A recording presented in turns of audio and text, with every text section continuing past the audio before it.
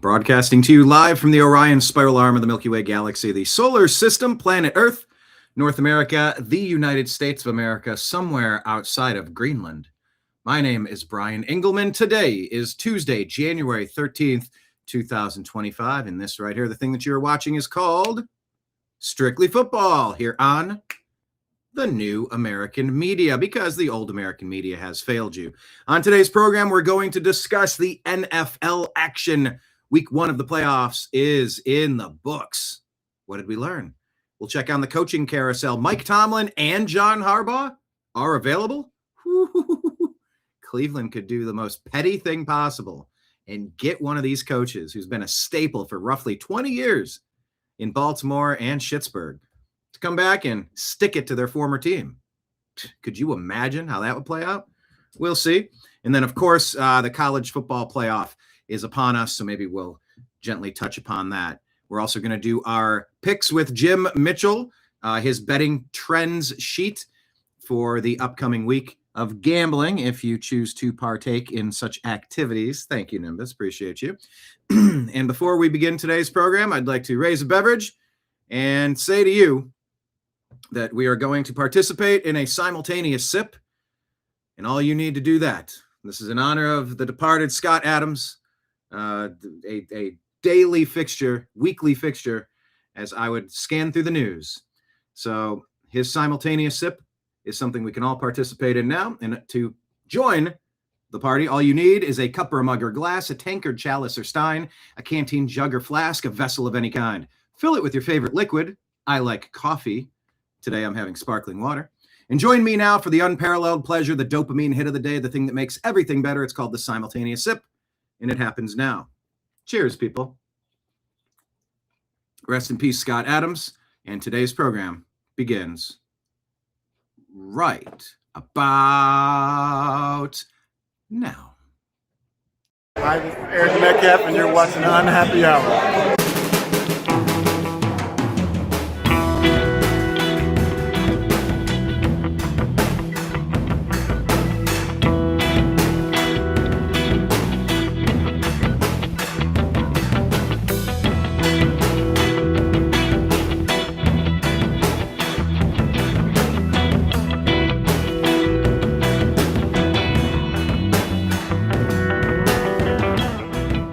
New American Media is proud to present a division of the Unhappy Hour sports show, Strictly Football.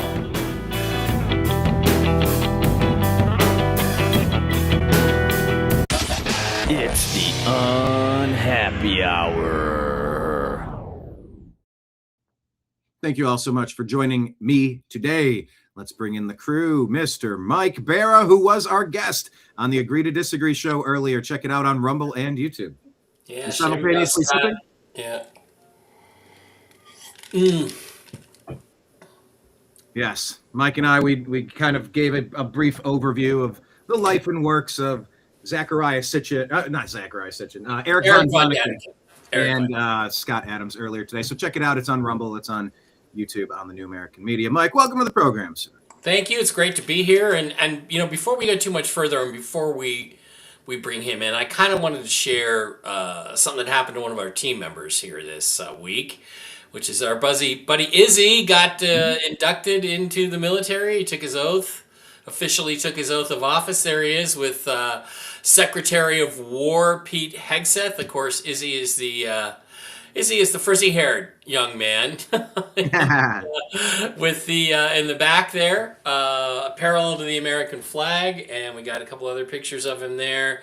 Here he is in the back once again with Secretary Hegseth. That's not as clear, but there's our guy in the corner. And we just want to say, congratulations, Izzy. And did you know, when you shook his hand, did you realize that Pete Hegseth has not washed his hands in 10 years? So bring him in. Let's find out. There he is. Yeah, I didn't know that. Yeah, thank you. Yeah, you're like, I shook his hand, and I'm like, really? Yeah. Everyone's hands he went through, but I mean, it was an experience. A lot of people there, the sergeants, officers, they were like it's an opportunity, and just an experience because you don't get to meet high-ranking officials like that every day. Yeah. And it was a pretty awesome, cool moment. You know, I mean, I'm not even really truly in, but yeah, I am sworn in, so it's pretty Yeah, I awesome. mean, it's just really cool and it's an honor. And you made the news, and that's epic. Yeah.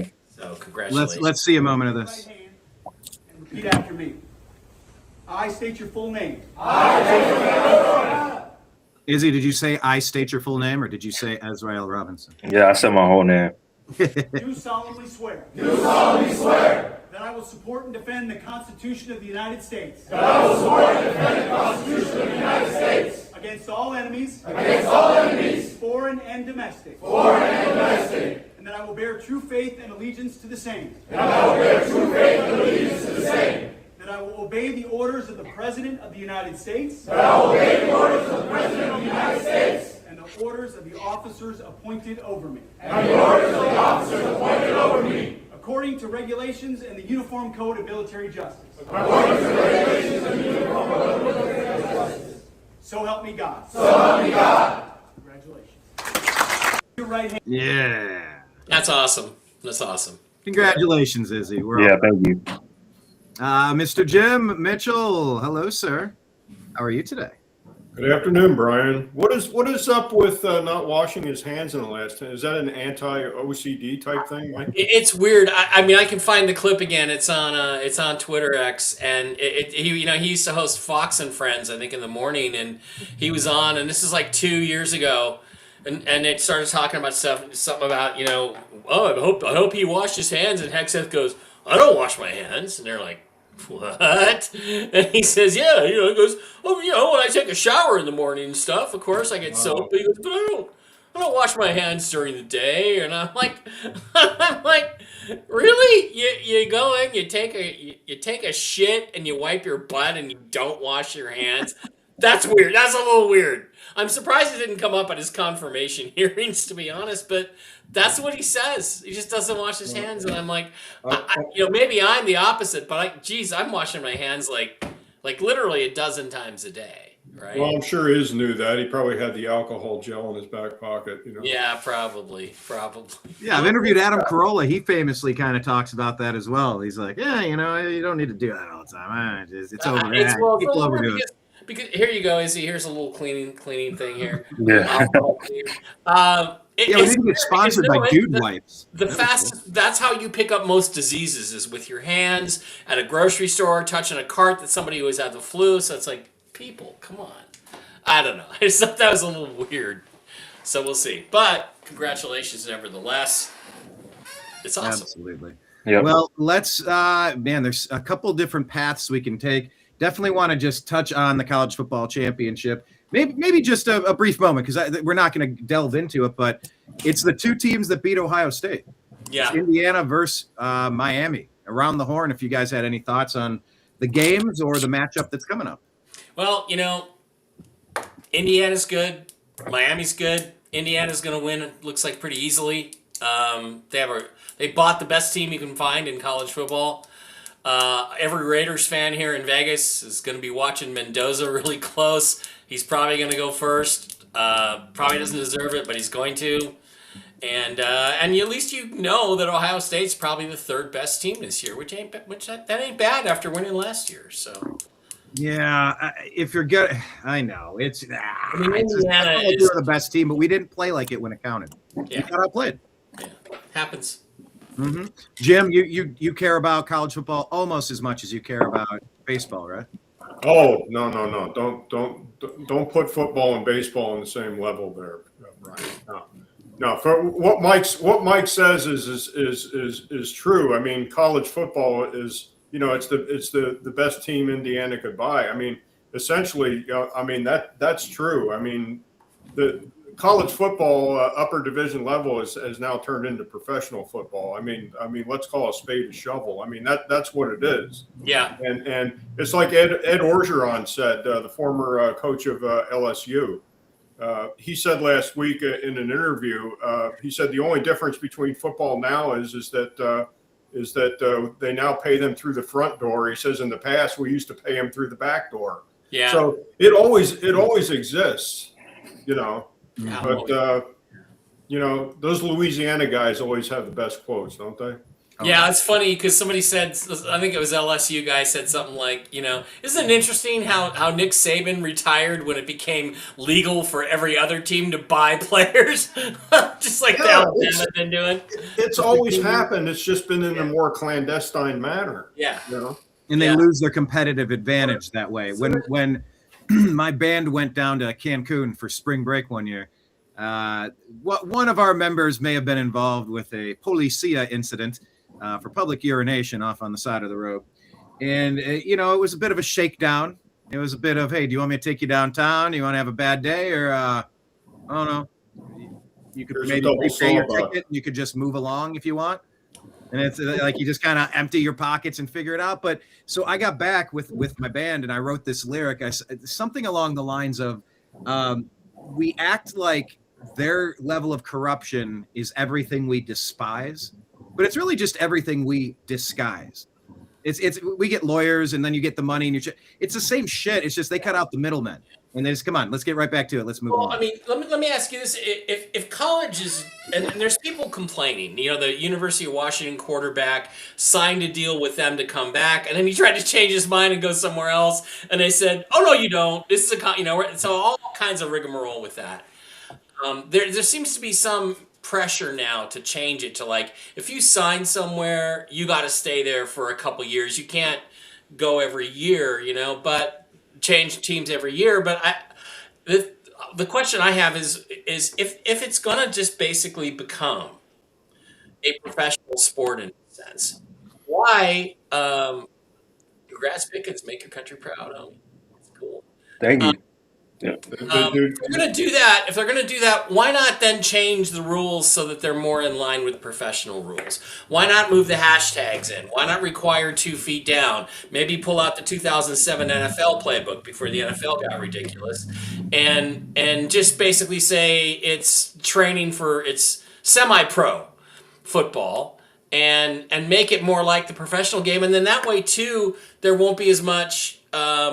Guys will be playing more pro-style offenses, I would think, and would be more ready to play in the NFL when they come out. I'm just saying, why don't we just cut through the bullshit and say this is semi-professional or minor league professional football? Any thoughts on that? Anybody? Anybody feel any way about that? I mean, it has. I mean, that's sort of what the NIL has done.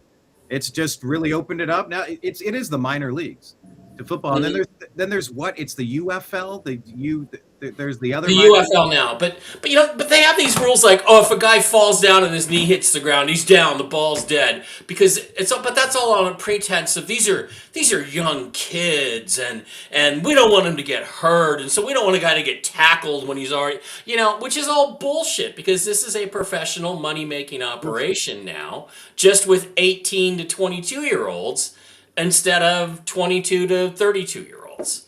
Just to tag on to that, Mike. I mean, it's probably going to be more advantageous for a majority of college football players to stay in school now, because they're your first couple of contracts. If you're a second round, third round pick, you're not making that money, and you got to hold out and make your money on your second contract. That's where they make the money, is the second contract. Right. So it's going to be more desirable for them to stay in school, and you're going to have a lot less one and dones.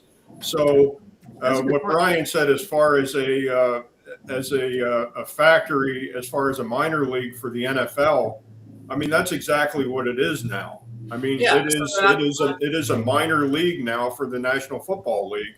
And I'm just saying, why not change the rules so they're a lot more similar? The hashtags, you can get up and run if your knee hits the ground stuff. Change all that, because that was all done under the pretense that these are amateurs, which they no longer are. And the Canadians should do the same thing. Get rid of your stupid Canadian rules and play by the NFL rules. And then we'll have 3 leagues basically that are all playing the same brand of football that can relate to each other. Because there's guys in Canada that if they were playing in an NFL style offense, there's a few guys every year that could break into the NFL, but they Well, don't. the Canadian League too. I mean, it's almost a totally different game. The field is wider. Yeah, it's They only play 3 downs. I mean, they need to play real football, so that there's some cohesive. That's kind of what I'm saying. Is don't you think we ought to play real football at college, NFL, and in Canada? Maybe there's an executive order in the works there. If I was right president, after Greenland and Iran. if I was president, there would be an executive order. Yeah. Yes. Check out Mike's show, Toxically Masculine, Tuesday tonight at 9 o'clock Eastern, where they're going to get into all of that. Izzy, just quick thought. Any thoughts on who you expect to win the Hurricanes? David Bann over here. Yeah, I got the Hurricanes. He's a Miami Hurricane fan in the. I got the Hurricanes minus 17 on the spread, but minus. No, I'm playing. I got the Hurricanes winning though, but to add on to that, there's a lot of lawsuits going around with the NCAA with college players wanting to take an extra year in the future because they feel like they're not NFL ready or they're trying to make more money. The biggest case so far is Ole Miss quarterback, the guy who barely just got started, and he showed that he can ball out in the playoffs. I mean, he almost beat Miami, and he's a really good quarterback, but his eligibility was up this year, and the NCAA denied him for an extra year, and it's like he doesn't want to go to the NFL because if he's not a first-round pick, second-round pick, then the money he gets is pretty much – of course, it's a lot of money still, but it's non-existent in NFL terms. So they revised it, and they allowed him to stay another year. But, yeah, they should 100% change the rules. I mean, eventually, if some of these kids' goals are to make it to the NFL, then you got to make it a carbon copy of what it is. So, yeah, I 100% do agree. Well, I don't know. Go ahead, Jim. Burr 0720 had a good point. We've had a lot of players. Doug Flutie did come out of the CFL. After he went there from Boston College. Where he was able to play quarterback. And he effectively, although he for the most of his career in the NFL he was a journeyman, but he did effectively play a quarterback in the NFL. Even though he probably was 5'9" playing quarterback, and also Warren Moon, also came out of the CFL. There are a lot of players that came out of the CFL. Steve Young, right? Wasn't Steve Young? Did he briefly go there? Steve Young was, I think, in the USFL. The United States Football League. Right, the USFL, the short-lived league. Yeah. Well, yeah, I don't know what to make of the college football championship. I view the Ohio just as a benchmark. I view the Ohio State game to both Indiana and Miami similarly. They were close games. We lost both of them. We missed. We didn't play our best game. The ball bounces one way or another. If you match us up 10 times, I think we'd have a fighting chance to take 6 out of 10. Maybe it'll be an evenly matched game, I'm thinking. Who did you guys lose to during the regular season? There's a lot of Twitter guys out there that are saying that Ohio State, they lost to ranked teams and they only beat up on lower ball teams. I think y'all lost 2 or 3 games the regular season this year. We lost 2 games to the 2 championship teams. Yeah, then again in the playoffs, right? No, just that was the 2 championships. Yeah, okay. Yeah, I see. We lost the Big Ten championship to Indiana by a couple of points on a couple of plays. Same with Miami.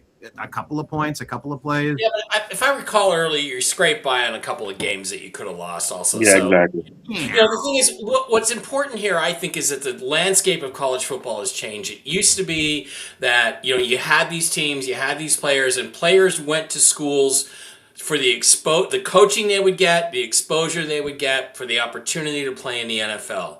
Now they're going there for the money they get, for the money they're offered by the school. So it could be interesting because you could have a different set of contenders now every year. And if you don't watch it, the traditional powers like Ohio State and Michigan and USC and Washington and Notre Dame, they're going to go by the waysides, and there's going to be a lot more, Indiana. Yep. That's fine until it's Texas El Paso that buys the best team and goes out there and kicks ass.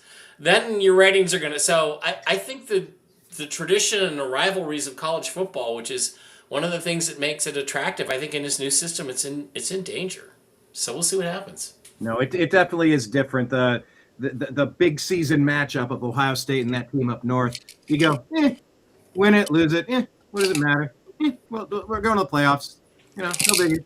Playoffs. It used to be, everything was crucial and the matchups mattered. I don't know. Now the Big Ten has like 45 schools in it, so who knows? But looking forward to a good game. Well, yeah, speaking of the playoffs, Brian, I just shared a screen with you. Why don't we go there? Why don't we talk playoffs? Oh, you got two screens up. Let's pull the other one up. Yeah. Yeah. We are in the midst of the playoffs. Yes, the playoffs. Playoffs? The playoffs. You kidding me? No, I'm not playoffs? kidding. I just hope we can win a game. I hope we can win a game. All right. It's not a show unless we get Jim to jump in. Jim Moore, not Jim Mitchell, of course. Jim rocking the awesome Seahawks Tecmo Bowl sweatshirt. That is, yeah. Love it. That's All like right. Brian Bosworth. You Okay. want to start with last night's game? Because there's a lot to say about last night's game with Mike Tomlin resigning. I do. Let me close a couple tabs here. Get it started, and I'll pull it up on the screen, Mike. This was a close game for most of the game, and the defenses were shining. Texans pulled away at the end, and I was just thrilled. Personally, I was thrilled to see Nicholas Jamal Chubb succeeding on the exact same field where that dirty rat Minka Fitzpatrick blew out his knee. I knew that would give you a tingler, Brian. I did. I knew you would get tingly about that. I was, doing something I had very important yesterday, which is going to really be cool when it comes out. But I got home in time to see most of the second half, and Tomlin is now left, so apparently of his own volition. But I'm sure there was pressure. I'm sure they were like, "Look, it's stale. It's time for a change, right?" Yep. I think unlike Pete Carroll, I think Tomlin can still coach in the right situation, but he a lot like Pete Carroll, you can't let him hire his own coordinators, I don't think. I think somebody else has got to make those decisions for him and have him be the leader. But, what struck me when I'm watching this is it's cold weather. DK Metcalf is who we thought he was, to quote Dennis Green. He is who we thought. He makes a couple great plays on the first drive. They got momentum going. He drops the ball and it hits him right in the fucking hands. And that killed the Steelers' momentum. So whatever start they had going dies right there. Aaron Rodgers looked like a fossil out there. I mean, people say Russ is washed. And they may be right. I don't think he is completely, but he can still have spectacular games. But he's got so much more left in the tank than Aaron Rodgers. I can't even tell you. Rodgers missed throws that even 2 years ago he would have nailed. And he looks 41. He looks like he's too old. He's too slow. The ball doesn't get there the way it used to. And, he got beat up pretty good. His last pass in the league looks like it's going to be an interception. I mean, Aaron Rodgers in a playoff game, look at that quarterback rating, 50.8. That's a terrible game. So Aaron's got to go. And the Steelers are going to have to blow it up. They're going to start over from scratch now after this. And the other thing I have to say is, what has happened to you, C.J. Stroud, my favorite quarterback in 2023? The guy, had I been the owner of the Seahawks, we would have traded, we had multiple first-round picks. We're trading up to the number one pick with the Bears, and we're taking C.J. Stroud, which in his rookie year and a half looked like, Mike Barrow would have been a genius for taking C.J. over Caleb Williams. But now look at Caleb and look at C.J. C.J. just looks lost out there. Remember when they were down inside the red zone and he's scrambling around and he just throws that soft ball that the Steelers guy comes up and intercepts? I'm like, what was that throw? Three turnovers? This is not the C.J. Stroud I saw coming out of college. It is not the guy I saw in the rookie year. And DeMeco Ryans, you have to give him a lot of credit. He made it to the playoffs. They've got to get a new offensive coordinator or something in there because that's their future. And I don't get what's going on with C.J. Stroud. Meantime, their defense is good enough they can beat anybody if they get lucky. So those are my thoughts. I'm like, Aaron Rodgers is cooked. C.J. Stroud, something's wrong. And Texans move on. And Steelers are going to take it down to the studs rebuild, it looks like to me. Yep. By the way, take a look at C.J. Stroud yesterday. 5 fumbles. 4 in the first half. This was a I wonder if Emmanuel Classe was throwing pitches in the dirt. And you can't blame the weather. You can't blame the weather. This is C.J. Stroud. He played at Ohio State. Right. He plays in the weather. So if this was Matthew Stafford, and we'll talk about that when we get to the Rams game, that's one thing. This guy knows how to play in the weather. So it's not that. So what is the problem with C.J. Stroud? Yeah, Kenneth is reminding us that cold causes shrinkage, by the way, ladies. Of course, thank you, Costanza, on that one. Jim, were you surprised by this? I mean, 24 points, but this was a 3.4-point game most of the game, and then the fourth quarter, all the wheels fell off. Yeah, this was my pick out of all the playoffs, and I picked this wrong along with 3 other games. I mean, Mike and I just had a miserable week, as far as participating in sportsbook activities. But I mean, it just didn't. I mean, the number was even moving towards the Steelers. I mean, the number opened at 3.5. It was bet down to 3, and at 20 minutes before game time, the number was 2.5 Steelers at Boyd Sports. So the money was coming in on Pittsburgh. But the bad stat with this game was that the Steelers going into this game were 0-6 straight up, and also 0-6 against the spread in the playoffs. And they just had not done well in the playoffs the last 7 attempts. 6-7 years. Right, exactly. But everything else leaned towards betting the Steelers. 15-7 against the spread at home, 11-4-2 against the spread when getting 3 or more points at home, and of course that would indicate if you had taken the Steelers early in the week, you would have gotten 3.5. So that would have been applicable. 23-0 straight up on Monday Night Football is Mike Tomlin. 23-0. Wow. Okay, now after we bet money on the Steelers. Of course, now the Steelers are 23-1 on Monday Night Football. So there's a blemish on that stat. And now that I just hearing it from Mike, I didn't realize that Tomlin just walked away, and after 19 years. So, that's news to me. I didn't get up particularly early this morning, so I haven't had a chance to look at the news. Rodgers 11-3 straight up on Monday Night Football. 11-3. Everything indicated betting the Steelers in this game. Plus, it was cold as hell. I mean, at game time, snow was forecasted. I think the temperature at game time, Mike and I talked about, was 29 degrees. And the Texans being an indoor football team, but what Mike says is true. About quarterback of Houston. Who's quarterback in Houston? C.J. Stroud. Yeah. A lot of I think a lot of that has to do with coaching. I mean, the Houston Texans are rated 1 and 2 in the NFL as far as defense is concerned. And it reflects the head coach. DeMeco Ryans. But, all of a sudden, they get the Bears get Johnson in as a quarterback, and all of a sudden Caleb Williams is Joe Montana. Yeah. Yeah, and he's taken a huge step up, and Stroud has taken a step back. Stroud started out like a meteor, or a rocket straight up in the air, and now he's coming down, and he's not recovering. So they've got to get a new offense in there that fits him better. I don't know. Yeah. I don't know what that is. I'm not a scheme guy, but it's not working. Izzy, what is the problem in Texas, and what did you take away from the matchup? Yeah.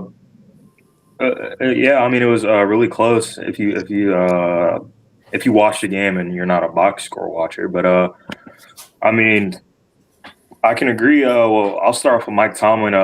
He's had a great career with the Steelers. I mean, winning season every year. I mean, Hall of Fame career. But I think preseason.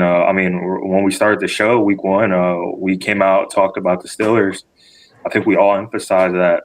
Yeah, he's going to get that 9-8 record or 10 and whatever.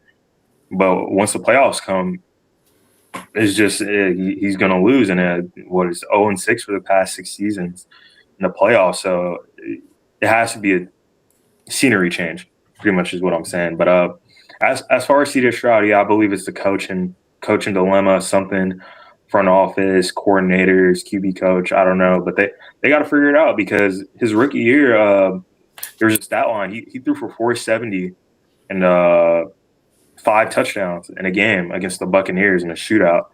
And they were like, there's no way this is the same quarterback that he was his rookie year. And I mean, I wouldn't put the blame as much on him. I mean, D'Amico is a young coach, but he's more defensive oriented. As we've seen this game, he's way more defensive oriented. And yeah, CJ Stroud just needs guidance because Jim even put out there Ben Johnson went to the Bears. Caleb Williams looks awesome, so they got to figure something out over there. Do you think Aaron Rodgers retires then? Possibly, yeah. I mean, I don't just enjoy life, go on some ayahuasca retreats, whatever he likes to do. That would be a definite Favre trajectory as far as his career. Didn't Brett Favre throw a miserable interception the last play of his game? Yeah. And Rodgers did the same thing, and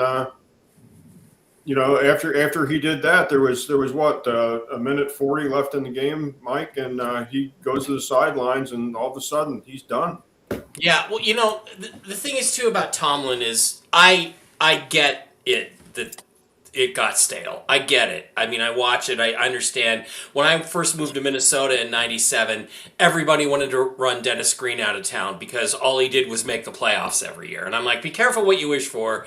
And of course, they should have at least gotten to a Super Bowl in '98 with Randy Moss's rookie year and all that stuff. But the same thing with Mike Tomlin. The people just want to run him out and run him out and run him out.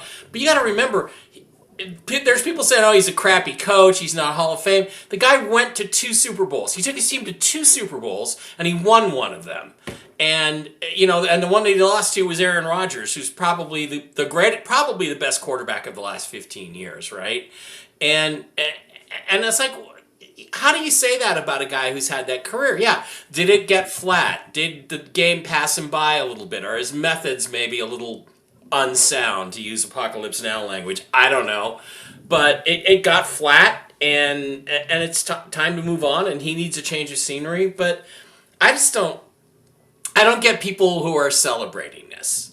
You shouldn't celebrate it when somebody overstays their welcome, like Pete Carroll. Yeah, I watched the Manning cast last night during the football game, and Roethlisberger was the second half guest on the Manning cast. I enjoyed that. He had a lot of input, as far as Tomlin was concerned, and that was the last Super Bowl that Tomlin won. Roethlisberger was the quarterback. That was very short. I think it was a year or two removed from the Bill Cowher regime. So I don't want to say. He was the coach when they lost to the Packers 2010 season, and then they won the next year, the year after, 2011. Well, when Cowher was the coach, they stole that Super Bowl from the Seahawks. Yes, let's not talk about that. That's a sore spot. Well, speaking of sore spot, we also got to keep a look at what the Texans are facing. Nico Collins smacked his head hard off the turf. Tough injury. Yeah, I don't know if that's gonna. Do we have an update? I don't know that. So you can take this with a grain of salt, but he's pretty accurate. There's this social media doctor. Well, he's an actual doctor, PhD, whatever you want to call it. But he goes through, and he goes through and he looks at the injuries, and he's saying this one's pretty bad.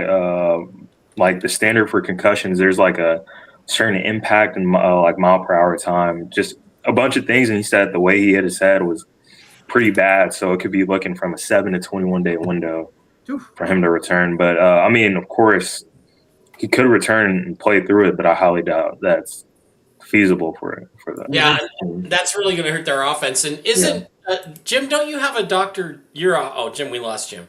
Don't you have a Dr. David Chow story? Isn't he the Jets team doctor who injected Tyrod Rod. with the rib shot and punctured his lung, and he got fired, so then he became a social media. It was in San Diego, and San Diego. David Chow was one of the physicians with San Diego. I don't know if it was directly David Chow that actually did that. I have no idea. I don't know how many team physicians that the Chargers had at the time, but that's what happened to Rod. He got the punctured lung, and he was out, and then David Chow mysteriously, went to work, with Jim Rome, the Jim Rome Network, and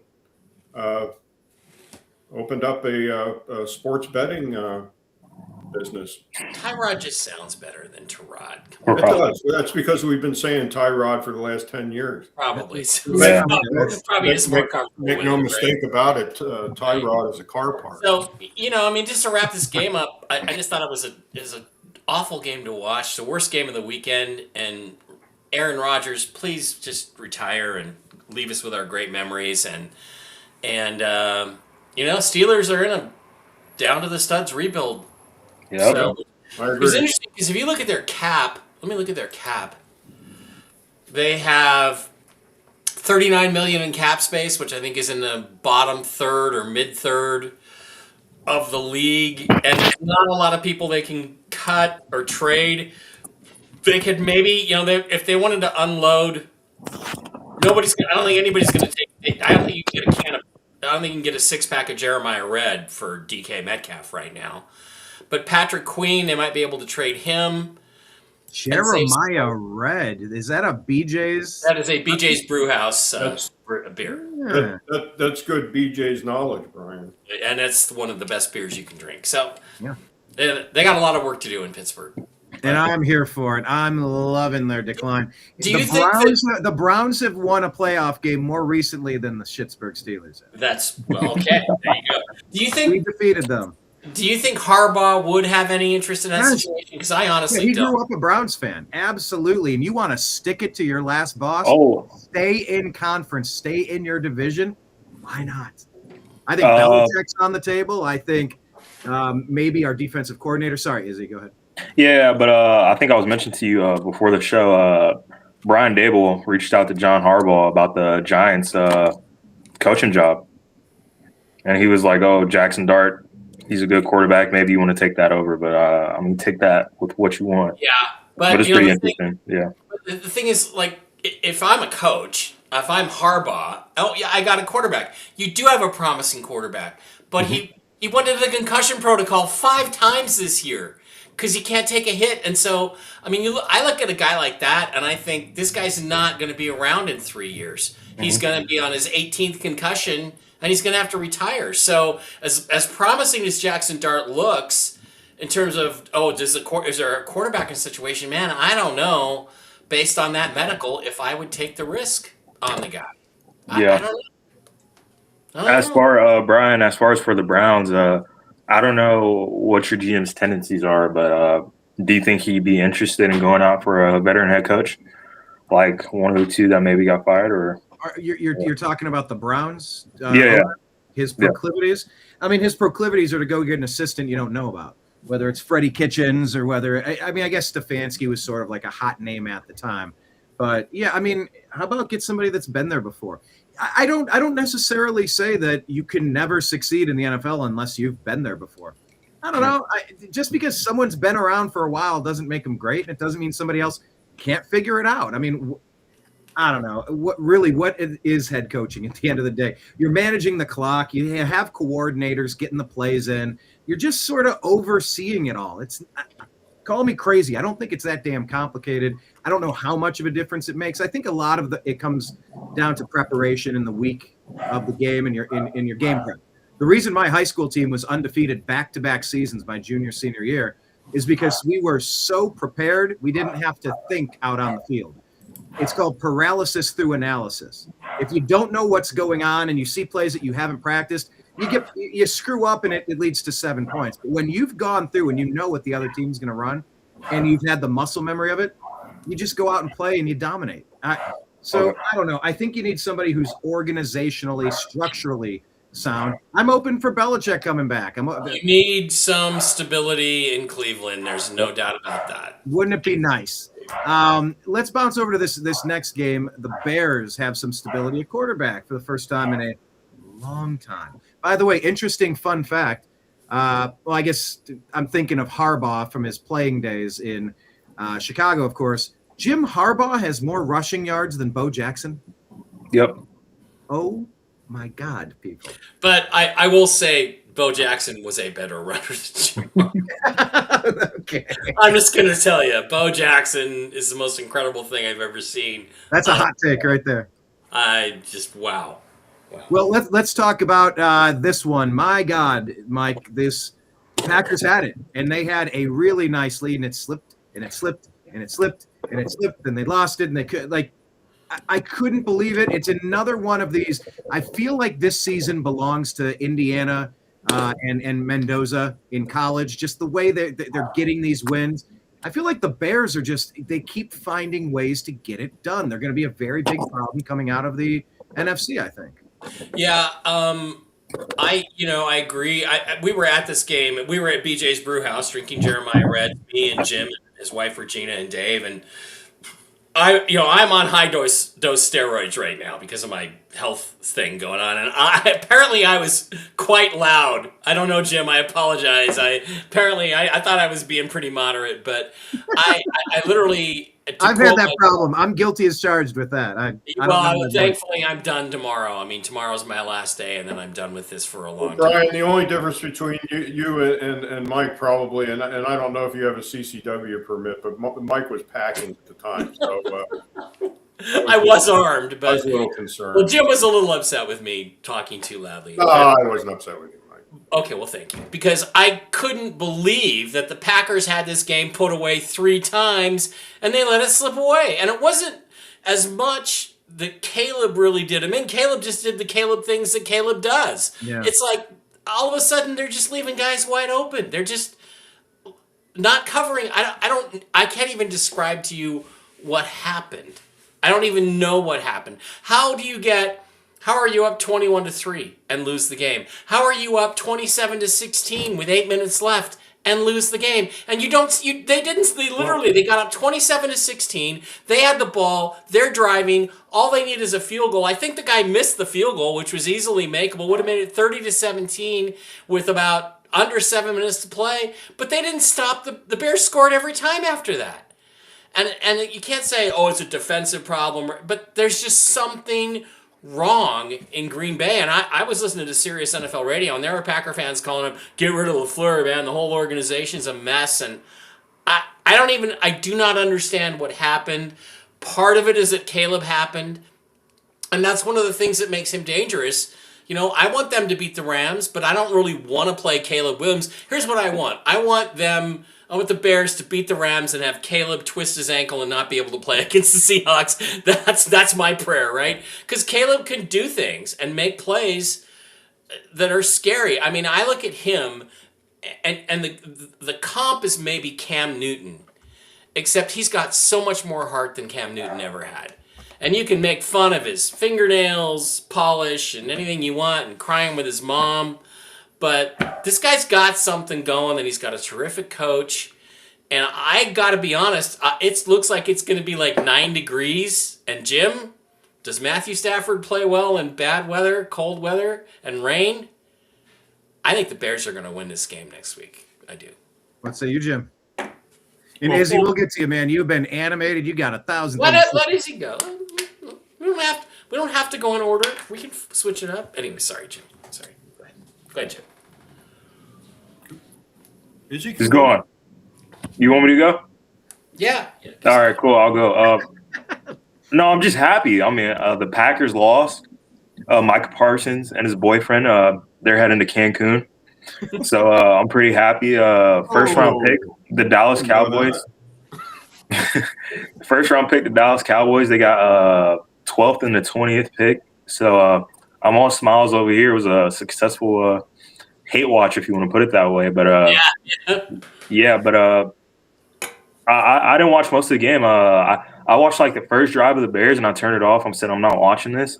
I kept checking updates on my phone. I'm like, oh, wow, it's a blowout. And then second half comes. I'm like, oh, they're punting. They're punting again. They're punting it. Slowly coming back, slowly coming back. This is Green Bay's game to lose. And they lost it. If you look at the box score, Jordan Love had a phenomenal game. 300 yards, 4 touchdowns, and no mistakes. And they still found a way to lose the game. And I want to say, a big thing about that is, the Bears, they don't give up. They keep pushing, and especially having a home atmosphere with other fans out there. I believe that did play a part as well. But Matt LaFleur, a funny thing he was the offensive coordinator. He was one of the coordinators during the Super Bowl where Atlanta blew the lead to the New England Patriots. He was on that team, and a lot of people are like, oh my God, 21-3, Green Bay and the Bears. He just doesn't know how to keep a league. And in my opinion, I kind of do want to put some pressure on the people who's calling the plays, because it seems that some NFL teams, once they get to a certain threshold, they kind of put it on cruise control, and they let up. And it's like, you never know what can happen. You can score 40 points, and the wildest thing can happen. Of course, it's never happened before, but of course, the wildest thing can happen. So you just got to keep going. Consistency is the best thing that you could do. But as far as Caleb Williams and Ben Johnson, I believe Caleb he didn't have a great game. The second half, of course, he made a lot of great plays, but in my opinion, for this playoffs, this is going to be the worst game Caleb Williams plays. I don't see him getting any worse than this, especially after playing Green Bay. Of course, the Rams are a bigger opponent. Their defense is better. Their D-line is way better. So he might have to make a lot of improvised plays, and that's where his realm of quarterback play is. So it's an interesting game coming up. I just want to put it that way. I'm just happy Green Bay lost. Look, you have that because you were rooting for their draft pick, and I have it for and I just don't like Green Bay at all. Well, you got the interconference thing, but I had the same hate watch going on for the Jaguars. Hurry up and lose, and let's lock in our playoff position, our draft position. We own your first round pick. It's number 24. Jim, this one, Packers let it slip away. Yeah, they did, didn't they? Full disclosure, Mike and I had no monetary interest in this game at all. I didn't want to touch it. We left it alone. I mean, the stats were favoring both teams, except for the fact that quarterbacks their first time in the playoffs are 19-37-1, and that would have been Williams, because the Bears didn't go to the playoffs last year. So, but we didn't have this game. Mike had already locked up his first game on his 14 parlay. Playoffs? You said going to the playoffs? You kidding me? Playoffs? No, I wasn't kidding. I just hope we can win a game. I hope we can win a game too. Go ahead. I just hope we can win a game. That's rule number 3 in this show. Always yield to Jim Mora. We need it on a hat. Always yield to Jim Mora. Nice. Right. But Mike's big bugaboo in this game was, the fact that the Bears came back, and I guess there was a scenario where the Seahawks would have had to play the Bears, in the next round.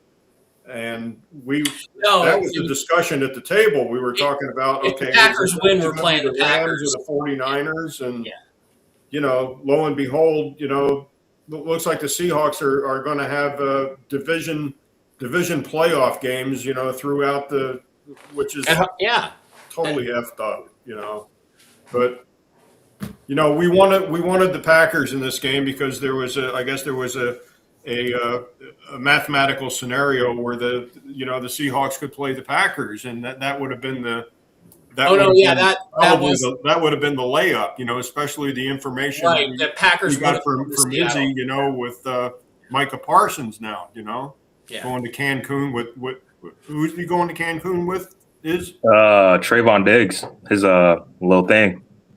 I love it. But Packers 5-1 straight up versus the Bears in Chicago.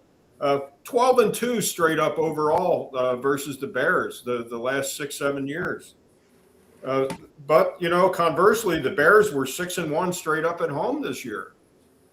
Bears hadn't beaten the Packers in the playoffs since when, Jim? The week after Pearl Harbor in 1941.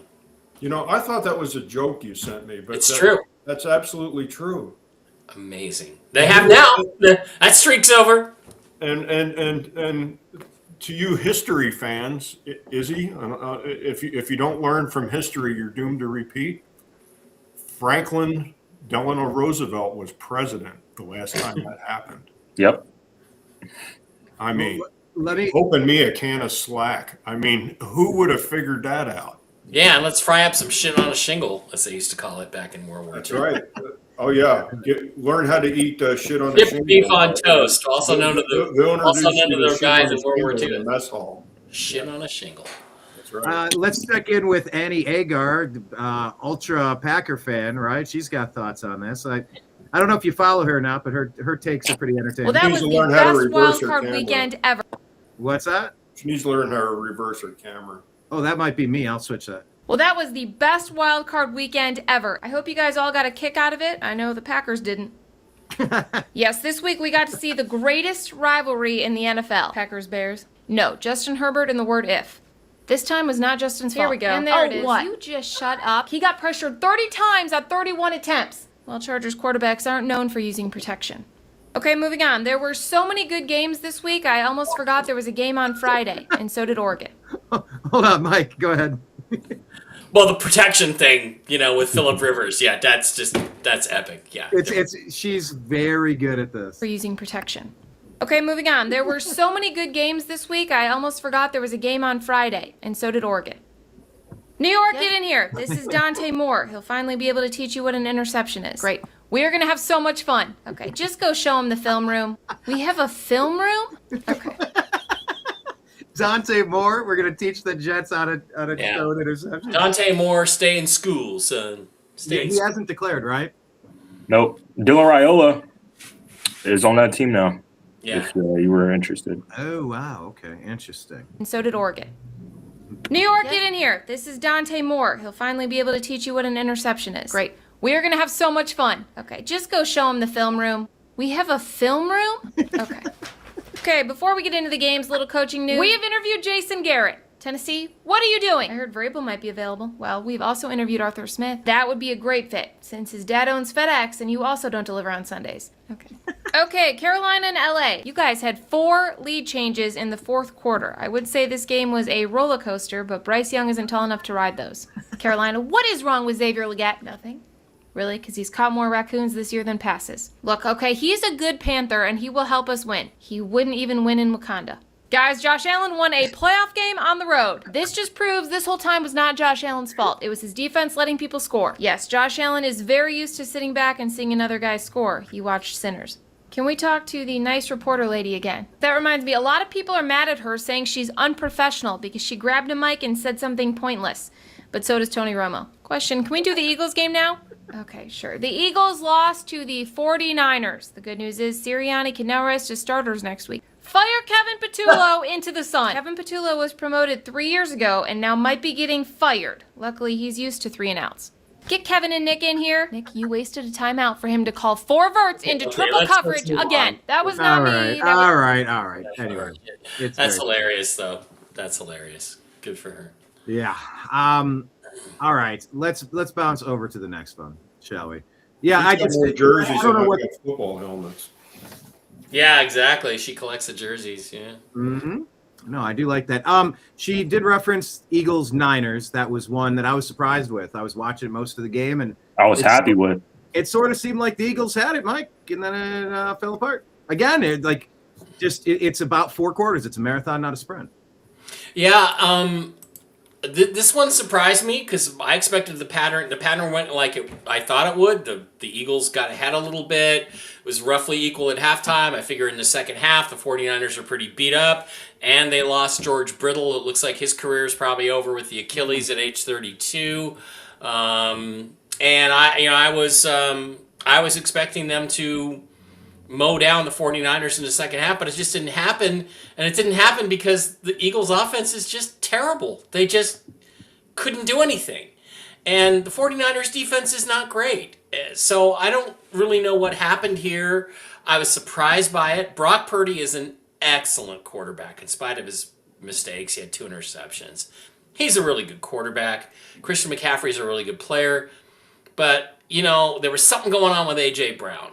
And there's those 2 plays in the third quarter, deep passes that were there that Brown could have had, and he didn't get either one of them. And it looked to me like he couldn't extend and he couldn't dive. So I really feel like there was something wrong with A.J. Brown's back. I got to be honest. That's what I was thinking when I was watching that. Maybe nobody said anything about it, but it looked like there was a problem, and it looked to me like and then the coach, Sirianni, went over and reamed him out, which I thought was really unfair because when I looked at it, I don't know, Izzy, maybe you saw it too. I just thought he couldn't dive for the ball like when your back spasms, there's certain things you can't do, and he's out there trying to play, and maybe that would have been a factor. But man, the Eagles, they still got a good defense, but that offense just was really sad. Yeah, Jalen Hurts. He's had a new offensive coordinator. The average tenure for an offensive coordinator in the league now is a year and 2 months. But he's had a new offensive coordinator every year since he's been in the league. And I saw a thing. A lot of fans are bashing Nick Sirianni and Kevin Patullo. Me personally, I'm happy to see it. I don't like the Eagles. I don't like their fans. Division rival. The whole NFL, they could think the same thing. But I saw a thing where they were like, they kind of lower down the offense for Jalen Hurts. Like they make it more simpler. There's less motions. I saw LaShawn McCoy was talking about it, and that Jalen Hurts, not necessarily he's a problem, but it's less up to standards compared to every other team, and that's why their offense doesn't produce as much. Because there's been games, of course, some have been blowouts, but there's been games this season where literally the second half he'll throw no passing yards. Yeah, and that's wild to me. Yeah, so, there are people accusing A.J. Brown online too. I'm just looking at it of intentionally dropping those balls, which if that's the case, but it looks more to me like he just can't, like there's something going on with his back. That's what it looked like to me. I'm not so sure about the fourth quarter, the 2-minute drill. That should have been a catch over the middle. It was wide open. Either way, they converted on 4th down, so it really didn't change a lot. But A.J. Brown, he's most likely done with the Eagles. They have targets, they have receivers, they have targets, and it just seems that they don't use it to their best capability. They rely more on the run game, which is non-existent this year. So maybe AJ and DK get traded for each other, the 2 Ole Miss receivers. I was thinking that would be a dream scenario trade, wouldn't it? Yeah. A.J. Brown for George Pickens for DK Metcalf. And DK Metcalf. Wouldn't that be great? Wow. And then we'd have to trade Deebo Samuel while we're at it. Well, but then we'd have to trade Tua for Kyler and then bring Antonio Brown out of retirement. There you go. Wouldn't that be brilliant? Yeah, we'll get back to that one. Jim, we'll get your take in a second. But this kid, this Eagles fan, he won the internet for me. We shared this earlier in the week. I love this interview so much. We're trying to find this kid online to invite him to the show because I want to make him theoretical general manager for a day. It sounds like he's got a lot of thoughts on how to fix the Eagles. I got Is it playing twice? I think I'm hearing it from someone else's. I'm hearing that in double. I don't know what's. Oh, yeah. Bad echo. Okay, well, anyway, the kid's cool. Let me see if I can find another image of it, and we'll get to it. Jim, this one, Eagles. You know what? Look, we're not going to have a Chiefs champion this year. We're not going to have an Eagles champion this year. That's kind of cool. I'm excited for that. Yeah, it's a beautiful NFL season. It's beautiful. I bet this game. I bet this game straight up, and of course I took the Eagles. Based on the stats and me talking you into it. Mike talking me into it. Yeah, thanks, Mike. Yeah, you owe me dinner. Yeah. 49ers 1-5 against the spread as a road dog. Teams that played the Seahawks prior 5-11 straight up the week after. Yeah. I mean, this screamed Eagles. Jalen Hurts 21-2 straight up as a home favorite. 21-2. How could you not take the Eagles? Eagles 6-3 versus teams with winning records. Favorites of 4 points or more. 137-1.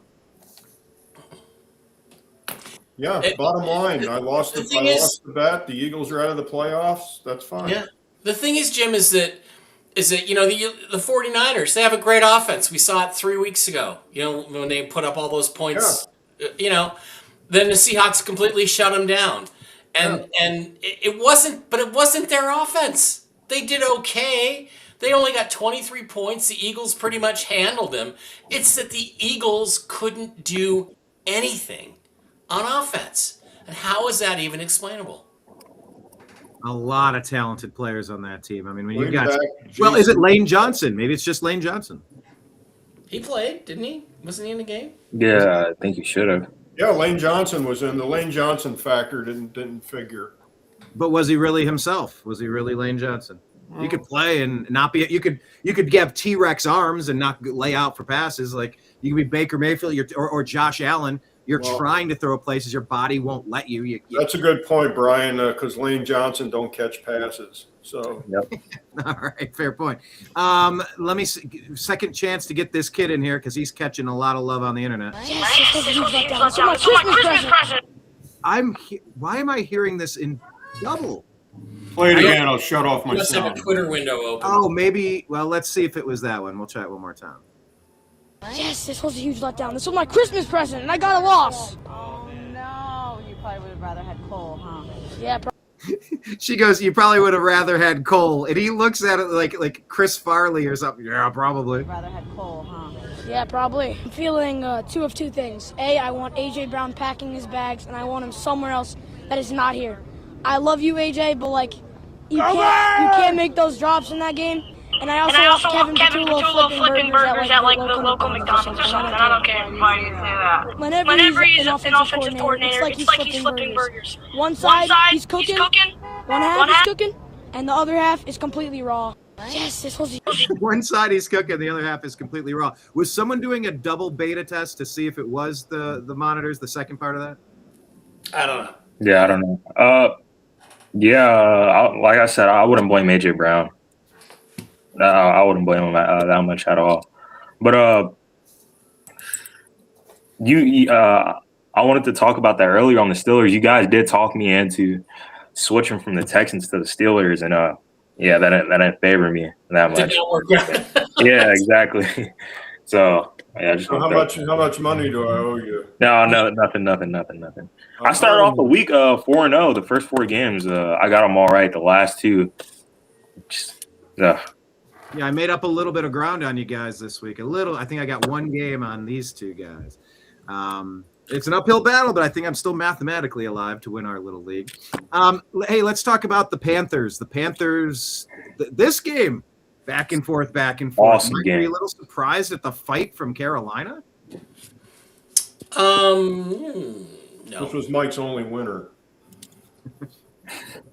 Well, winner by the point spread because I got 10.5. Mike's only winner, and I didn't bet the game. So yeah, I was following, the weather report, and it rained for a day and a half up until the game, and it rained after the game, but it generally didn't rain during the game, which is weird, ridiculous. It's like, what are they chemtrailing up there? But Matthew Stafford is 1-8-1 in the rain and below 40 degrees, I believe, and he's going to play below 40 degrees this week. And I thought this is what's going to happen.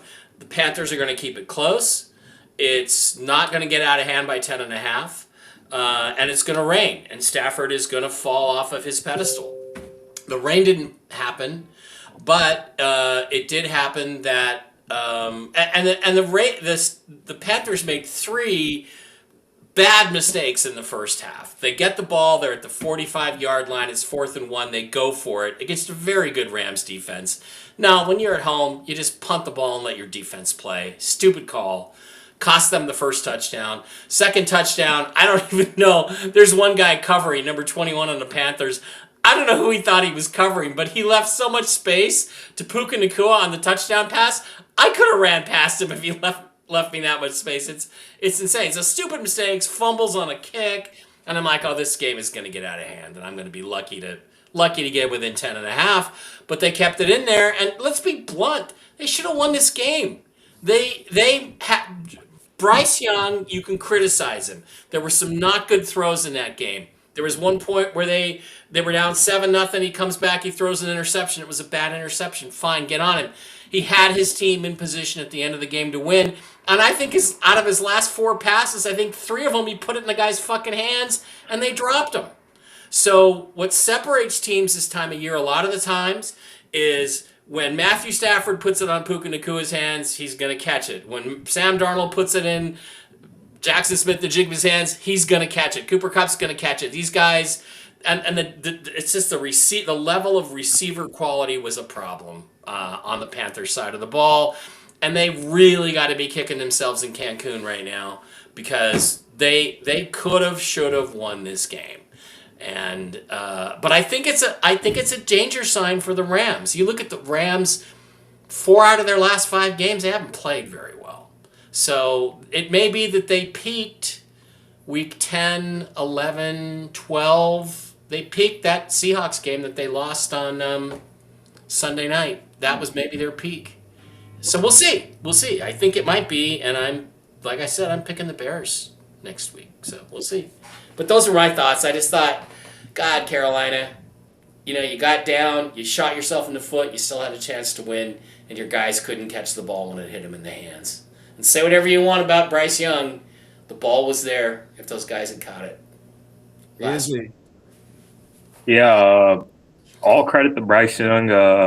I believe after that showing in the playoffs, I'm glad that the team got playoff experience.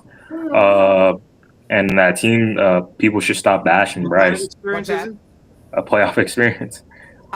Playoffs? Don't talk about playoffs. You kidding me? Playoffs? I just hope we can win a game. But yeah, they should stop bashing Bryce. I mean, he's a good quarterback. He's serviceable.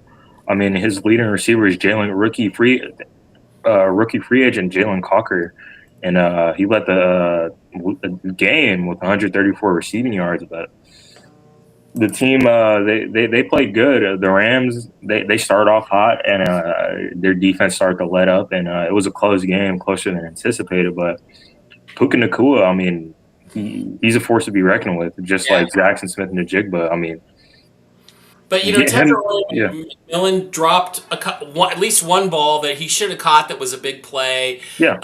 And Rico Dowdle dropped a ball. Who's the guy you mentioned? Jalen Carter. I remember that. That's slant pass. Yeah. There's 3 or 4 drops there that if they catch one out of those 4, they probably are in a position to at least tie or win the game. And it's like that's the difference. Yeah, again, credit to Bryce because his O-lineman got hurt. Akim Okwamu, their first-round pick from 2-3 years ago, he got hurt. And Robert Hunt, he just got back, he got hurt. And they keep praising this team, the O-line, that they spent the most money on the O-line, and it just doesn't seem to happen. What were you going to say, Mike? Well, the left tackle, I forget what's his name? Akim Okwamu.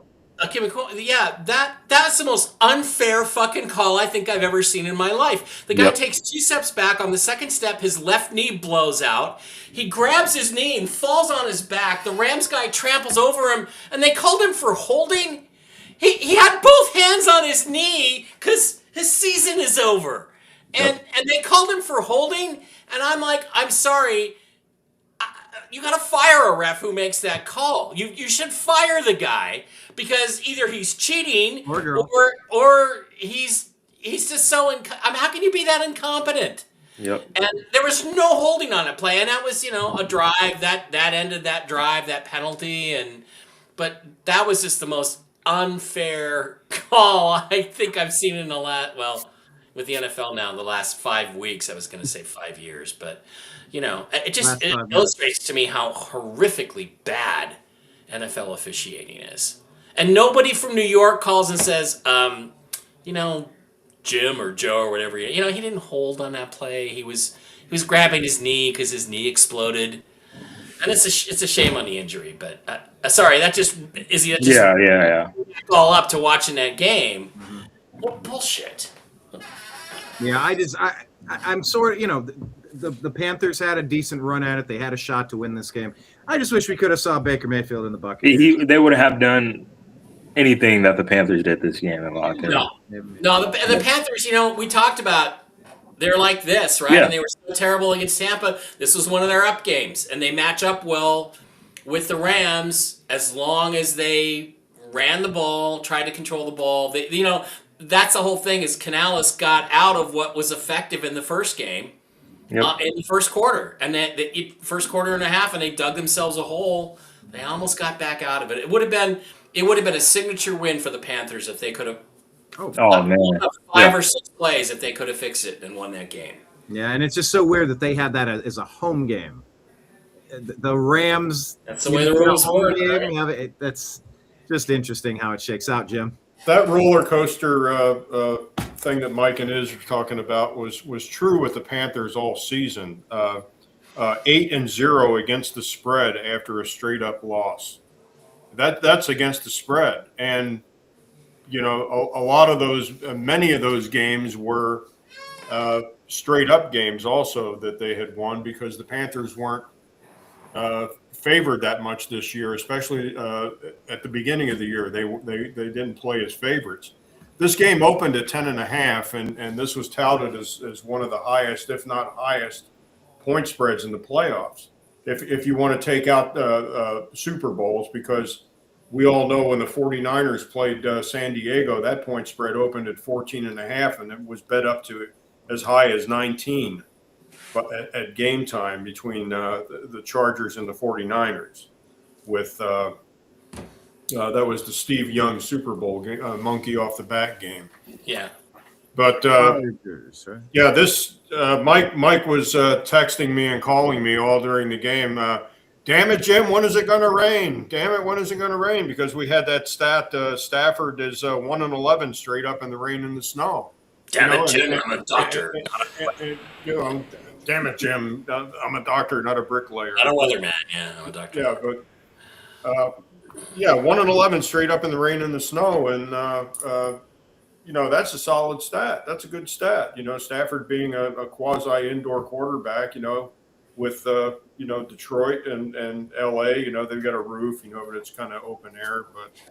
But I don't know whether you want to call that a dome play or not. But this game was against the spread. This game was just screaming Rams. But Mike was on the Panthers in this game, and that was a solid bet. And against the spread.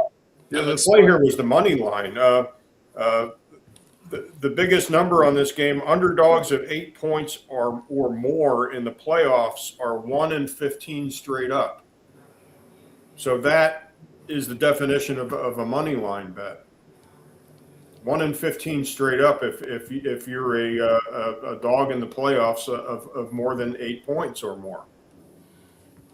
So Rams 11-14 as a favorite, 9-2 against the spread as a road favorite, 11-3 against the spread on the road, 19-4 against the spread in December, 18-4 straight up in December and January. I mean, the game was just screaming Rams, but you had that underdogs of 8 points or more, 1-15 straight up in the playoffs. It was a no play for me, but Mike took the correct side on it. Well, not by it was screamed Rams, and you can see how much better coached the Rams are by the fact they pulled it out.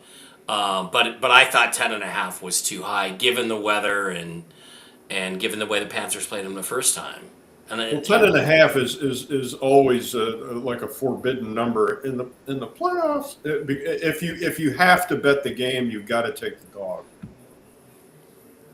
And Mike correctly played that game. Yeah, I did, and then I blew the next 3. Well, it's because you parlayed 3 other games. I know. It was stupid, but oh well. It's all because I'm greedy. It's all or nothing, Mike. My $20 ticket would have paid off to like $220. That would have been a slice of pizza and 4 or 5 lap dances at Crazy Horse 3 here. So. Well, Yes. Putting someone through college, I'm sure. Putting a young single mother through college. Yeah, so let's talk about the Jacksonville Jaguars. They're going home. They're done with the season, and of course that leaves the Cleveland Browns the 24th overall pick in the NFL draft. That's going to be helpful. We have number 6 and 24. We have a lot of spaces to renovate the roster. Let's start with Mike. Josh Allen. I mean, he fought, and they got the win. It didn't come without consequence. There was a very significant injury on the Bills side. But what did you make of this one? Jacksonville hung in there real tough. This could have gone either way, and I thought at moments Trevor Lawrence did it. Look what he did. He let him down and got the points. It's done. Look at that. And still time on the clock. Josh Allen saying, hey, there's no Burrow, there's no Mahomes, there's no Lamar. I got to get this Super Bowl now by hell or high water. I need to will this to victory, and he did. He did, but it's funny too because people were criticizing Trevor Lawrence for this loss, and it's like you said, he got them down. He got them down to the end, and he got them the lead with a little over 2 minutes to play. 2 minutes and 39 seconds. And that should be enough. I mean, the Bills are a good team. Josh Allen is a great quarterback, but people were like ripping on. Let me share this here, Brian. Let me swing over and share. People were ripping on Trevor Lawrence, saying, this is what Trevor Lawrence looks like in the fourth quarter, and it's just not fair. It's just not fair. I mean, I don't think I don't like this. It's hurting my head. I have the weirdest moment right now. I don't want to like this, and I don't. All right, I want to stop sharing that. Good thing is, looks like she's a team captain. Yeah. I think in the end, this was a little too much Josh Allen, but it's the same thing again. Where's the defense in this league? Like the Jags had the lead twice in the fourth quarter, and couldn't hold it. They just let them come right down and score. Guys are getting wide open. Like, who's your fucking defensive coordinator? What are you doing? So, I was a bit surprised. I don't like the Bills. I'm like you, Jim. I don't think they're really very good, but they got the job done, and they, look. You look at Bo Nix versus Josh Allen. Bills got a chance to go in there and win that game. They got a chance. Bills are a one-man band, Mike. Well, I know that. Gabe Davis is out. He's on injured with a knee. You know what Josh Allen is? Josh Allen don't use another picture. I don't know. No, Josh Allen is what everybody pretends like John Elway was. John Elway could not hold Josh Allen's jockstrap. Josh Allen is a monster and a game wrecker and an athlete like we've never seen before, and a guy who puts everything on the line. There's a chance. There's a chance. Telling me there's a chance. The Bills could beat the Broncos this weekend. I really think. Oh man, Bills could beat the Broncos. Is he? Crazy take of the week. Yeah. No. There's a meme out right now. It's been out for like 2 months now.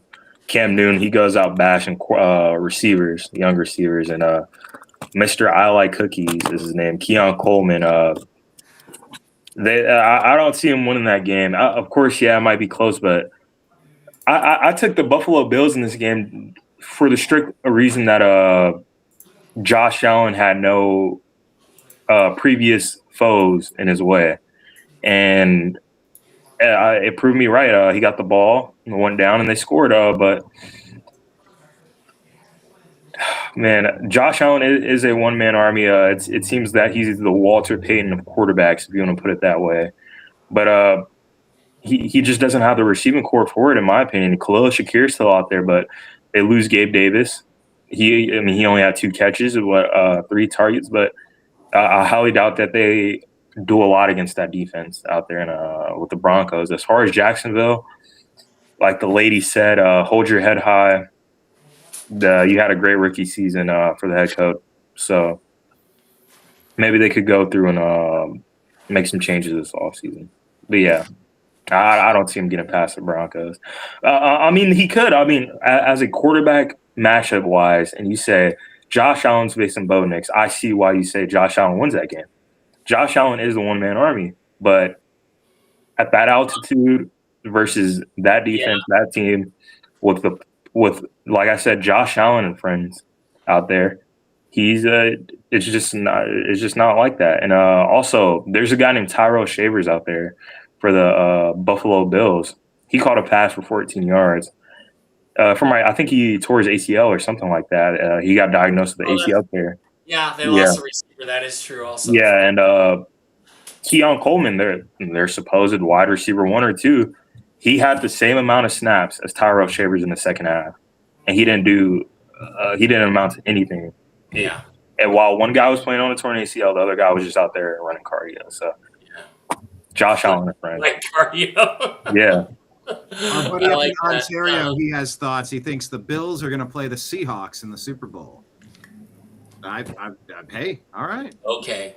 I want you guys to know I had a psychic reading this week with my psychic friend in early February. She saw me traveling somewhere. You're surrounded by all these people. It's like thousands of people. What could you be doing? And I'm like, going to Santa Clara for the Super Bowl to watch my Hawks. So let's hope that that psychic has it right. I hope that she has it right. Santa Clara. Santa Clara. You want to go to the Super Bowl, Jim? It's not San Francisco. Hey, I'd go just for the reason that it's the Super Bowl and it's your team. Yeah, to go to a Super Bowl. And yeah, exactly. Yeah. Jim, 51 points in this one. Bills get the edge. Yeah, 51 points. The over, I guess, maybe. Over under was 51 and a half. So. Oh, no way. Yeah. Opened at 51 and a half and closed at 51 and a half. Now the conspiracy theories can come out on that one. Mm-hmm. But that picture Mike put up, I think that picture would have looked a little better if they had Sean Penn from Fast Times at Ridgemont High. I think he looks more like Spicoli, don't you? Yeah. Yeah. Okay. Maybe. Mike, please share that atrocious picture on TNAM Football. Tag TNAM Football in the Unhappy Hour _ please on X. That's the most weird thing. I can't wait to put that in our Facebook group for the Unhappy Hour. Man, was that disturbing. Anyway, Jim, go ahead. Yeah, Jaguars going into this game 8-0 straight up, 7-1 against the spread. Jags 4-1 straight up at home in the playoffs, and the Bills 0-8 straight up on the road in the playoffs. 0-8. Yeah, I was all over this game. This was my second best pick of the week, and this killed our parlay. And this game was just it was just a miserable loss by the Jags. It was the desired result for me as a Browns fan. I just wanted the Jaguars. I hate the playoffs. Jaguars 7-1 against the spread as a home dog. And no one could figure out why they were a point and a half dog all week, and the number really didn't move. I mean, the number opened at 1.5 and it closed at 1.5. So there was that's usually an indicator that there's even money on both sides of this game. So these guys in Vegas are pretty smart about betting sports, Jim, and I got a feeling they knew something about injury or something that we never heard about that made them favor the Bills. Very smart. You're right. It made no sense. Very smart about sports. See the over/under in the game. Yeah. Yeah. Good, is he? Yeah, I was gonna say completely off topic. My sophomore year of high school, my math teacher, she one of the best teachers I've ever had. They were gonna offer like a analytics and statistics class for my junior year, and I signed up for it. I got the thing, but unfortunately, she went to a new school. But one of the questions I asked, I was like, "Hey, this sport, because UCLA, they were gonna have some students who were studying math come and help and teach that class." And I was like, "Hey, does this correlate to sports betting?" And they were like, "Yeah, a lot of people that I know, they use what they learn in math and what they're teaching in the class I was telling you to help them get an edge on sports." So my junior year in high school, I voted for Richard Nixon. Wow. Even I am not old enough to have voted for Nixon. Yeah. Wow. First president I got to vote for, Richard Nixon. Wow. Yeah. Well, perhaps unfairly maligned by history. You were in good company. That was the election where the Manhattan socialite was heard to say after the election, "I can't believe Nixon won. Everyone I know voted for McGovern." Yeah. Yeah. That's because you live in Manhattan. Okay. Yeah, that was a hell of a choice between George McGovern and Richard Nixon. Yeah, it was an interesting choice. Well, we had to make a choice in this one. That's our last game. Chargers, went out with a whimper. But this game was close too. It was 9-3 most of the game. They got one late touchdown, I think. From watching, yeah, they got their touchdown in the fourth quarter. Patriots advance. What did we learn here, Mike? Neither team's very good, really. And Justin Herbert is never going to win a Super Bowl. He's never going to win. Don't tell me that, man. He's not good enough when the pressure's on. And you can rip Lamar, you can rip these other guys all you want. He just 19 of 31, 159 yards, no touchdowns, no interceptions in a game against a team that's good but not that great. We need this smash zoom right now. Mike, look directly into the camera and say what you're saying. Justin Herbert will never win a Super Bowl. I have spoken it into reality. I have used conscious creation and my influence over the universe to vibrate that out into the hyperdimensional ether. I just added it to the stats, Mike. You know me. Straight up. Is that against the spread? Against the spread or straight up? Straight up. All right. I added it to the stats. You know me. I love Russ. Russ is my guy. Russ is probably finished. Let's be blunt. You could have put torn hamstring Russell Wilson out there. No. And he would have done better than Justin. No. He would have that field. He would have hit guys. They would have scored some points. I do not agree. But this is some of the worst quarterbacking I have ever seen. And I've never seen Russ play that bad ever. Well, maybe You know where the offense is built, Mike? The offensive line. The trenches. All great teams are built up the middle. I think that center, guard, middle linebacker, defensive tackles, safeties, quarterback, running back. That's the spine. Yep. And I want to put this out there. The image is floating around. I wish I could share it, but I'm on my phone. But the pregame rankings were like, oh, Ezra R. Robinson, Florida, whatever. They say the name, the Keem Pilskett. There are two offensive linemen, offensive tackle Rashawn Slater and Joe Alt. Respectively, one of them was an All-Pro his rookie year. The other one's a Pro Bowler. They both got injured earlier this season. Justin Herbert has been playing up with a banged-up O-line. You could say how much a left hand dictates your play at quarterback. But the PFF ranking for that game for right tackle, mind you, there's 32 NFL teams. Yeah. PFF rank right tackle Trey Penning 39 of 40, Mekhi Becton 36 of 37, the center Bradley Bozeman 41 of 41.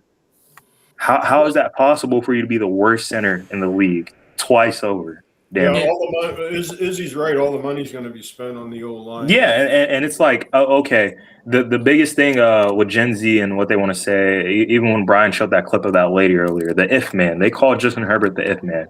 Oh, what if Justin Herbert had this? What if Justin Herbert had that? Because his stats speak for itself. But the biggest thing that happened this game is his O-line. He was a training dummy back there. 1-2, throw it away. That's the way you could put it. Of course, he has Lad McConkey, Quentin Johnson, but there's not a lot you can do when you got 6'2", 6 foot, 300-pound men in your face. I'll just put it that way. You know what? Okay, fair enough. But there's a couple things that strike me about this. Number one, you can only make so many excuses for so long. Exactly. Four appearances is a trend curve. And the past playoffs, I agree. Yeah, you didn't cut, and there were many plays where he could have done something with the ball and didn't do it because he's panicking out there. And it may happen to my quarterback. Sam Darnold may have a meltdown on Saturday or in the next 2 or 3 weeks. It's possible, but Justin Herbert has just never been able to do it. And there's always an excuse, and the excuse honestly has been different every year. Yeah, that's why they call him the if man. And there are guys in this league. Do you remember? Matthew Stafford has elevated himself, but you know what his nickname was? in Detroit? What? Matthew Pad your Statsford. Stafford. Pad your Statsford. Nobody in Detroit missed him when they traded him. And he's a lot better player than Justin Herbert. And there are guys that have the physical skills, but it's all about your heart. It's all about. And I don't know. I just don't see it. No, yeah, I I thought agree. who was it? The Redskins, the Commanders, whoever they were then, when they passed on him for the defensive lineman, the pass rusher, Chase Young. Chase Young. Yeah. I thought they were insane. You got to take Justin Herbert, but Yeah. I mean, I still do believe because, big stats, but Justin Herbert, Andrew Luck, Peyton Manning, and Tom Brady are literally the only guys throughout X amount of years to put up X amount of stats through a season, passing yards, passing touchdowns, and it shows that's why I say the previous playoff expenses. I can't agree with you. He didn't do what he needed to. But this year, I'll just throw that. Over the years, it'll be proven out. But right now, I got a 4-year start. Now, Yeah. having said that, one spectacular performance or series of performances in one playoff run erases everything I just said. But I sometimes you get a feel for guys that you either got it or you just don't got it. And I don't know what it is. But going back to Russ in 2012. I'm like, Pete Carroll's going to start this rookie 3rd-round pick. I'm like, this is why you'll never win a Super Bowl, Pete. And then I saw it was a preseason game against the Chiefs, and I knew within 10 plays, this guy's going to win us a Super Bowl. There was leadership. There's something, and I just don't see it from Justin Herbert. Yeah. The it factor and the ick factor. All these I factor. When John Harbaugh or Jim Harbaugh signed with the Chargers, he said the one thing he wants to do is to get Justin Herbert to the Hall of Fame. And I mean, statistically speaking, he can do it. But as far as winning playoffs, and he tried to go out and he drafted John Alt and he drafted the other. They traded, Rashawn Slater. Yep, and they even got another guy. He was out there, but he's bad now. I mean, he's looking like a buzz. Zion Johnson is his name. Yeah. He was ranked 29 out of 40. So guys get injured, but I don't know. I don't know if the future holds much. And they play in that sterile stadium, L.A. There's no fans in L.A. There's not people here. I don't know. We'll see. Jim, Patriots get the win. I mean, just taking care of business in a close one, a low-scoring one. Yeah, this is the game that I liked. But I was just miserable from Mike and I, losing our parlay bets. That my heart was just ripped out, And I said that the Patriots are going to win this game, and I didn't bet it. If I had bet it, of course, Monday morning quarterback, it's 2020. Chargers were 5-0 straight up in primetime night games. This was a night game. But teams that played Denver the week before were 2-6 straight up and 0-8 against the spread, which were the Chargers. They had played Denver the week before, but Mike brought up a good point that, Harbaugh had rested, most of the A players in this game. That, Herbert didn't, Bear didn't play in this game and against Denver. Teams that played the Broncos are 4-12 straight up the week after, whether it's in Denver or whether it's on the road. I mean, Denver, just tends to beat up teams like the Detroit Lions did last year. Patriots, conversely, 13-1 straight up and 11-3 against the spread. Quarterbacks, first time in the playoffs, 1937-1. Straight up, which was Drake May, because the Patriots were not in the playoffs last year. Don't talk about playoffs. You kidding me? Playoffs? Straight up. I just hope we can win a game. Well, they did. They got one. Yeah, and I don't think Mike said the Patriots aren't that good. I would not be surprised if they handled the Texans. Yeah. I think it's going to be miserably cold in Foxborough this week. I got it here. It's a Sunday game. It's the early Sunday game. 34 degrees. So, Texans are going back and forth, from cold game to cold game. Good luck.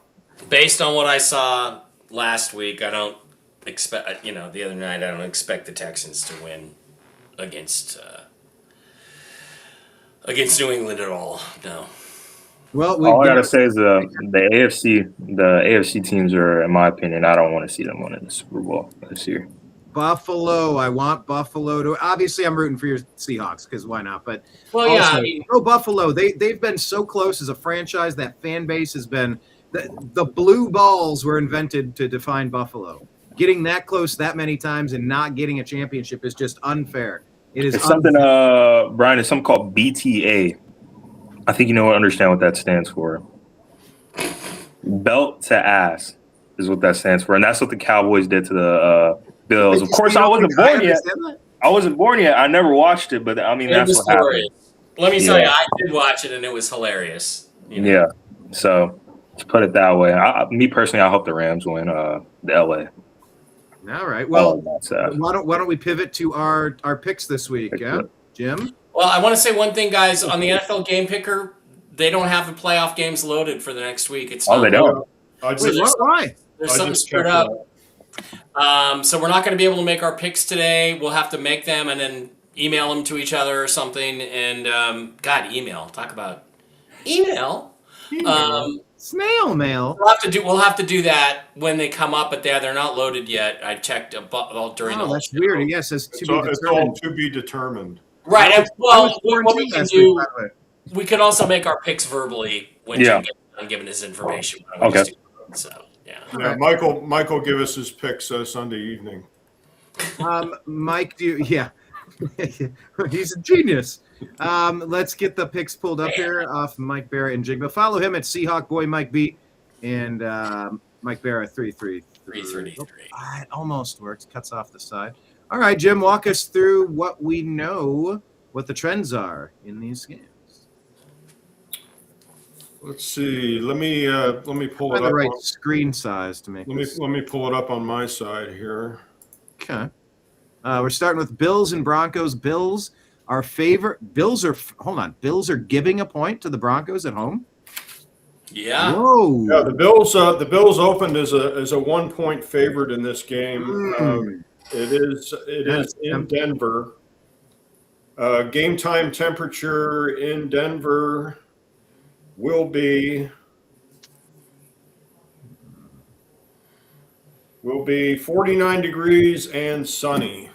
So it's going to be not miserable cold, just the altitude is going to be a factor in this game. The Bills are 21-17 against the spread. They are 16-8 straight up versus playoff teams.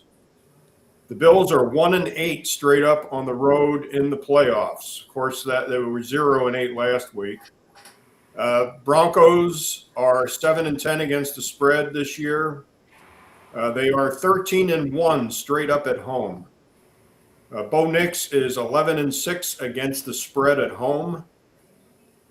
He is 14-3 straight up at home. And the Broncos are 5-7 against the spread as a dog of 4 or fewer points. Wow. So there's a lot to unpack there. There's a lot of 50-50 stuff. Probably the most glaring stat is the straight up at home stat, the 13-1. That is strong. Yeah, my gut instinct says Broncos plus a point. And the one team that beat them right is the Jaguars, which is who the Bills just defeated.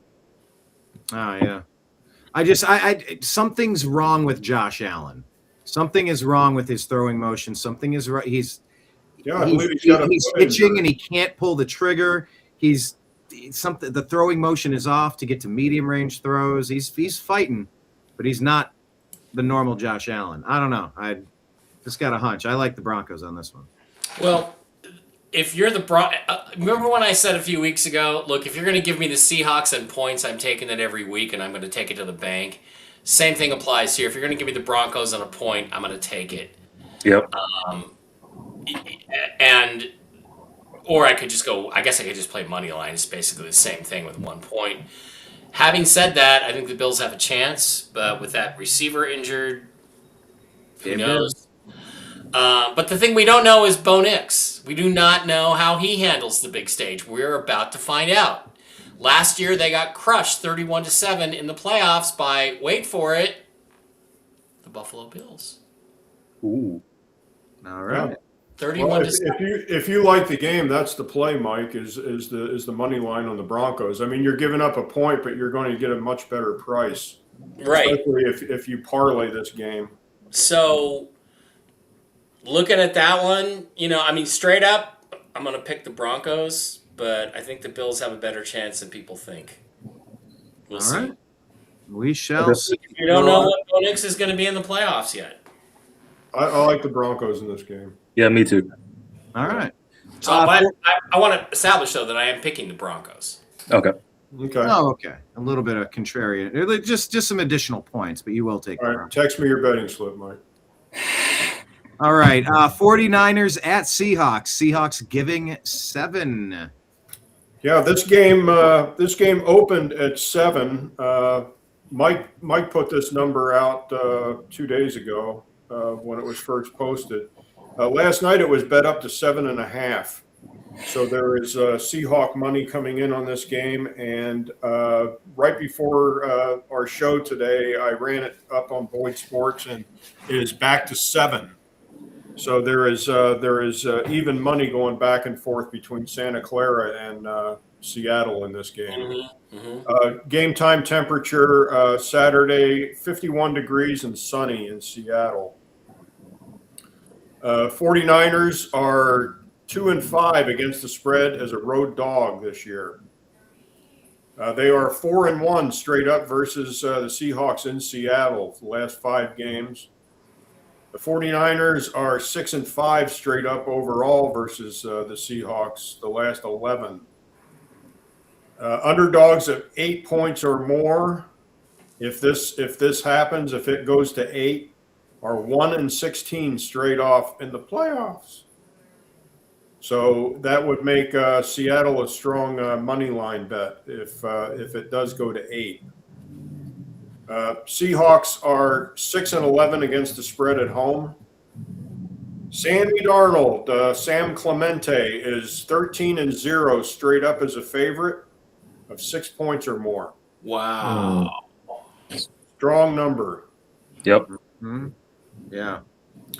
Favorites of 4 points or more are 101, 38-1 straight up. Wow. That's this year? That's yes, that's this year. Yeah. Home favorites of plus 7 points or more are 6-14 against the spread in primetime night games. So this game is kicking off at 1700 hours specific time, which would be 5 o'clock for you civilians. Yep. Of course, Izzy knew what 1700 hours was. Yes. Yep. And the pizza and now he knows what shit on a shingle is. Yes. And the pizza will be ready at what time in the Casa de Mitchell on Saturday? Oh, holy Christ. I didn't even think of that. With pineapple. Yeah, I'll have to clear that with a kitchen winch. There you go. Well, look, I like the Seahawks in this game. 7 points is too much against a good 49ers team. And we just played them 2 weeks ago. We had played them now 2 weeks in a row. That almost never happens. Jim, that's the thing to go look at is when teams have played the same team back-to-back, final game of the season in playoffs, what's the record for the home team? What's the record in those games? That'd be an interesting thing to look up. I don't know how we're even going to do that. But, nothing should be different. The 49ers have a couple of defensive players coming back. It wasn't their defense that was the problem. They held down the Seahawks pretty well. If Mike McDonald had coached better, and if the fucking kicker hadn't missed 2 makeable field goals, it would have been 22-3. I don't see that a lot's going to change. Having said that, no game against the same team in the same year is ever the same. So you can't say, oh, well, because they just completely dominated them in 13-3 2 weeks ago, they're going to do it again next week. I don't think that's going to be it's going to happen. I think it's going to be different. But I think the Seahawks, if the spread was 4 or 4.5, I'd look at the spread because I think it's going to be like 20-13 or 20-16 or something like that for Seattle. I think the 49ers do a little better than they did the previous meeting, but I still think in the end, unless they melt down, the Seahawks are stronger. So that's all I got to say about this game. Yeah, unless there's a lot of injuries on the Santa Clara side, and of course we know Kittle's probably not going to play. I don't even know if he would be a factor in this game. Oh no, Brittle is out for probably his career. One thing I do want to say that I just found out for the Bills game. There's 3 receivers that are starting: Khalil Shakir, Brandon Cooks, and Keon Coleman. And their second core: Curtis Samuel, IR; Joshua Palmer, IR; Tyrell Shavers is out, and Gabe Davis is on IR. So they have 3 active wide receivers for Sunday's or Saturday's game. That is that is a thin roster. Yeah, thin. That's thin, man. Take that what you want. I'll take that. Oh, and one more thing too. I wish I could show it on X. I'll probably ask you guys or share it. There's this like little girl. She's like 6, 7 years old, and they had like her parents made her do an NFL game picker where she chose the teams, and it was funny. She kept choosing. She went 0 for 6 for the week, and she's getting bashed on X for it. It's pretty funny. It's because she listens to this show. Yeah. Yeah, come on, you stupid little girl. Listen to this show. You would have had it all right. Yeah. No. That's why she had it wrong. Especially last week. All right. What is the next one? What are your thoughts? I mean, Izzy Jim, do you think? Oh, for this game? In a like when 2 boxers fight each other, right? Yep. Fight is usually the same. To me, this is like Ali Frazier 3, right? And they've had 2 fights. Frazier won one that he probably shouldn't have won, and Ali won one that was pretty. I just think the same thing's going to happen again. Ultimately, that they're just, physically the Seahawks are just better. The thriller in Manila. The thriller in Manila. Yeah, the biggest thing is limited CMC. If you can do that, then the game is in the Seahawks' hands. I'll just put it like that. Yeah, I mean. It's all a question of how many points can the 49ers score. So if the Seahawks, and again, it'll be how does it start? I mean, last game 2 weeks ago, less than 2 weeks ago, it was total dominance on this defensive side of the ball by the Seahawks from the beginning, from the first 3 and out. If they don't do that, if they let the 49ers march down on their 15 scripted plays and score a touchdown, we got a new ball game. But if that is the same thing that happens in the first round, then I think the game plays out pretty much the same, unless something really weird happens, like officiating. And by the way, the ref that we're getting is not a ref I really like very much. Not very favorable to the Seahawks from my perspective, but we'll see. If this number moves to 8, Mike, it would be a strictly money line bet on the Seahawks. Oh, I feel like it's a money line bet at 7. Yeah. I mean, it's a big number in the playoffs. It's not only playoffs, it's a division game. Yeah. Call it what you want. It's a division game. They are very familiar with each other, and the 49ers just have an outstanding record against the Seahawks the last 5 years. Yeah. And a lot of that's Pete and Gino. So, Pete yeah. Yeah. Fred Warner, Nick Bosa, too. Oh, and unfortunately, I have to put this out there, knock on wood, but if the 49ers do beat Seattle, then Fred Warner could make a return for the NFC Championship. Yeah, I've been going around Twitter and people are, if the 49ers win, Fred Warner can play next week. And I said, so what you're saying is his season's over on Twitter. Is Trent Williams out? Nope. He's healthy. He'll play. Yep, he's healthy. And that'll make somewhat of a difference from 2 weeks ago. Somewhat. Yeah, well, he played last week, didn't he? Yeah. I don't know how much a 36-year-old left tackle can make. Well, he is a difference statistically. Yeah, huge one. In a lot of these games, it comes down to mental preparation, not making stupid mistakes. Those are the things that veterans, even if they're a little older and a little slower, that's where that stuff matters. It'll maybe not show up in the box score, but Okay, so it does my make a apologies. Trent Brown is only 32, apparently. So Yeah, don't age him, bro. Don't age him, bro. All right, let's bounce to the next one. What do we got? Whoop. I think Texans, oh, I screwed up. Hang on. that's all right. Texans and the Patriots. Patriots, Jim. Okay, this game opened at 2.5. Patriots being favored. It was bet up to 3 as of a couple hours ago. The over/under in this game was 40.5. That's been bet up to 41.5. So people are betting the over in this game, and they seem to be betting the Patriots. The higher that number gets, the more of an indicator that there's money coming in on the Patriots. The Texans 10-0 straight up. Texans are 6-5 straight up and against the spread versus teams with winning records. Does that mean they're on a 10-game winning streak? I went back, Mike. I went back and checked that the other night. That number is correct. Wow, I didn't know that. I think they had an early bye in the season. Wow. And ever since then, they have been on a roll. Teams that played Monday Night Football are 18-17 straight up, and 15-19-1 against the spread the week after. Not a real outstanding number. Mike asked me mid-season to start keeping track of the Monday Night Football record, but that's what it is so far this year, and that has to do with both teams playing on Monday night, which the Texans and the Steelers did last week. Patriots, strong number here, 14-1 straight up, 12-3 against the spread. Game time temperature in Foxborough, 34 degrees, partly cloudy. Okay. Yep. 3 points.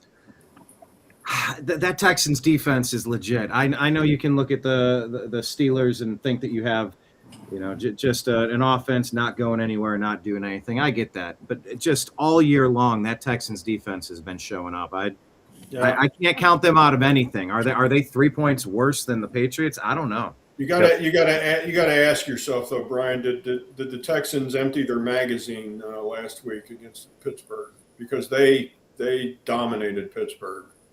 Yeah. I don't think so. I think they got plenty more. I mean, are they significantly banged up in a way that I'm unaware of? Nico Collins. Nico, yeah. Their best That receiver. hurts a lot. That hurts a lot. So, yeah. It's not going to be on defense. That won't affect the defense, but he's questionable with a concussion. Him and Justin Watson.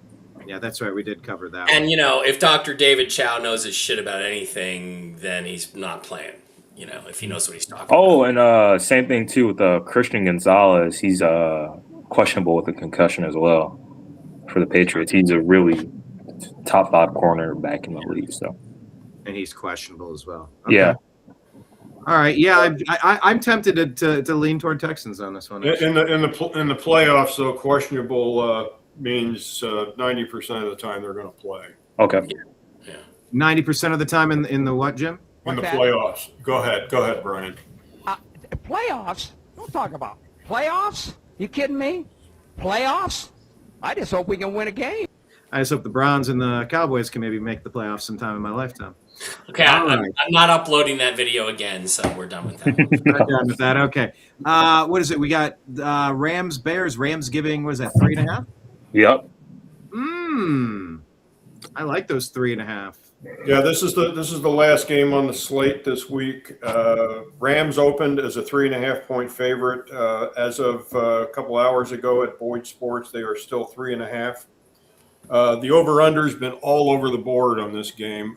This game opened at 51.5. It was bet down to 51, and it is now 48.5. And that's probably because of the weather. And the weather in Chicago at technically that might be a night game for Chicago because it's 3:30 p.m. specific time. Saying On 18 Sunday, degrees. 14 degrees. Yeah, somewhere around there. And mostly cloudy. 14 degrees, Matthew Stafford. Yep. Rams are 19-9 against the spread. They are 11-5 against the spread as a favorite. The Rams are 9-3 against the spread as a road favorite. They are 11-4 against the spread on the road. If it snows, which that's a possibility because today is Tuesday and we still have 5 more days. There's no pregame for the Packers, Bears. Mike's vapor trails are going to be going over Chicago, and we'll see if we can change Chemtrails. the weather. Let's get that chem spraying up there so we can get some snow. Yeah, Matthew is 2-11 straight up in the snow. If that happens, that's why we got the big question marks there. Stafford is 19-4 straight up in December and January. The Rams are 9-4 straight up in the playoffs. Favorites of 4 points or more, if this goes up another half point, are 101, 38-1 straight up. The Bears are 12-4 straight up, and they are 7-1 straight up at home. Okay. Flip a coin, boys. If it snows, I'm all over Chicago in this game. I'm sort of on Chicago anyway. You're not supposed to go against the Rams. I get it. They're good. They're well coached. They've been there. Bears feel like a bit of a season of destiny. I don't know. Something special about them. Yeah, I was going to say a big thing. The Panthers struggled covering the middle versus the Rams, which led Puka to rack up 100 receiving yards. But T.J. Edwards, their star linebacker, is on IR from last game with an ankle injury. So just keep that in mind. He's a difference maker out there. So, all right. Yeah, on the 3-team parlay, this would be an excellent hedge game where you could get your money back if you like the Bears, and you lock up your first 2 games. You can come over the top and take the Rams on the money line. Well, I'm taking the Rams. I'm taking the Rams this game. Yeah. I'm gonna go Bears. Sorry, I'm getting the Toxically Masculine Tuesday link out. Give me just 2 seconds, and I'll get it to my guys. Okay. All right. Bears are going to win the game. Bad weather on the road in Chicago. They're going to win the game. Caleb Williams, they're going to win the game. I don't care. Yep. I'm betting. So my picks are Broncos money line. This is not my ticket, but I think the Broncos, Seahawks, Patriots, and Bears win. I'm betting Broncos money line. I'm betting Seahawks money line, and I'm betting Bears and taking the points. And I think the weather is going to create the upset in Chicago, and the never quit attitude. That's what I think is going to happen. I think if you like this game right now, I think you should strike while the iron's hot because I can see this game going to 3. Mm-hmm. That half point is very important in a field goal game. Well, then I need to skip my news show and go straight to the casino and take care of that business. Yeah. Just tell Steve Doran you're going to be late. Let him run it. So, I don't know. I think the Bears are playing well. I think they have a lot of confidence. I think they have a great coach. I think this is an upset because I think, Matthew Stafford, the rain and the snow we know about, but the cold weather, it's still going to affect things. He's got that hand injury. He hurt himself. That's going to stiffen up in the cold.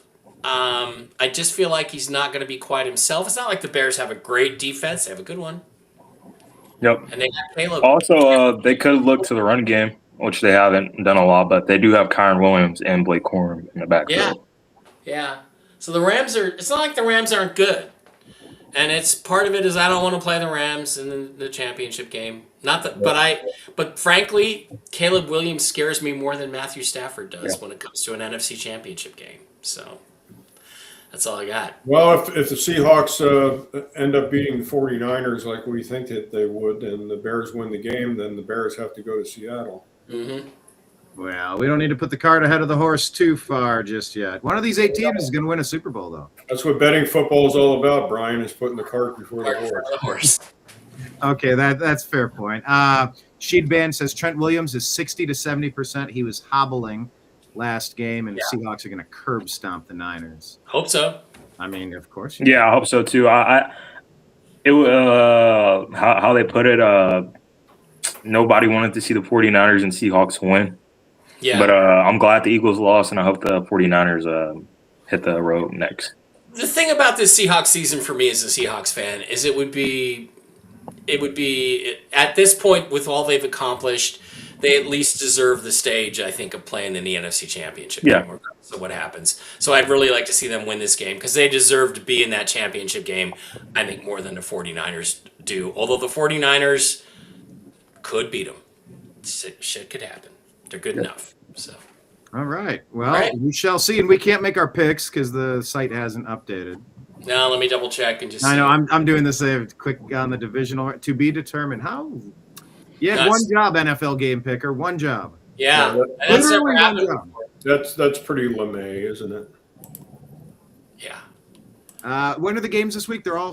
What are they? Saturday afternoon. 1 o'clock, 1:30, right? And then Saturday night, and Sunday afternoon and Sunday night. And what do you notice about these games, boys? We brought this up last week. Huh? They're important. They're all outdoor teams. All outdoor teams. Except for Houston. Games are all played outdoors. Are the Rams technically an indoor team, Mike? Yeah, I would say so. Yeah. It's basically a dome. Yeah, haven't been there. But the Super Bowl, outdoors. That's correct. I'm here for it. All right, cool. Let's go around the horn. Mike, advertise your show tonight. Tell people where to follow you. Yeah, Toxically Masculine Tuesday. We're going to cover the news the same way we cover football in about an hour. just got time to go make a Marie Callender's chicken pot pie.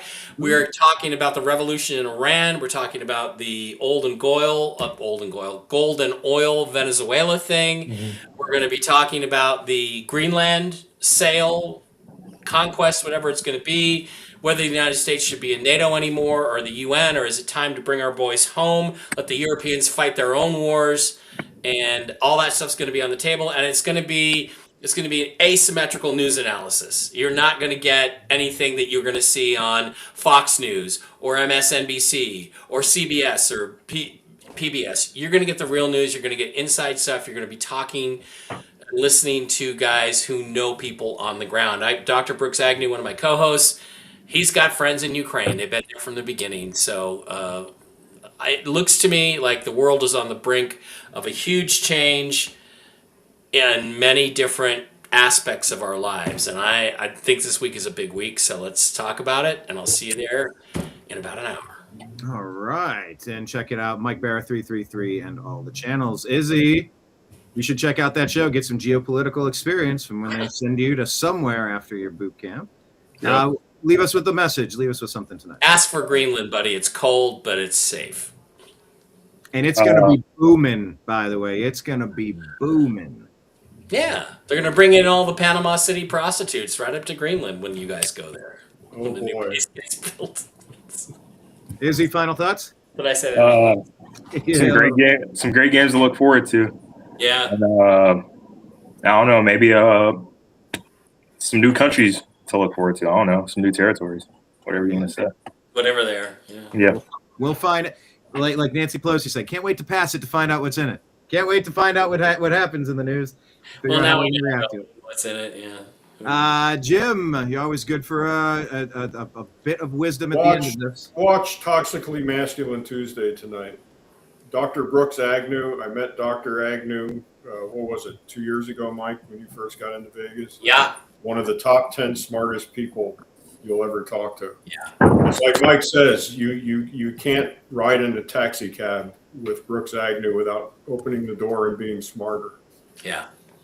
Yeah. If you want to learn something other than the horse shit that you get on national news, watch Toxically Masculine Tuesday. You'll get the truth.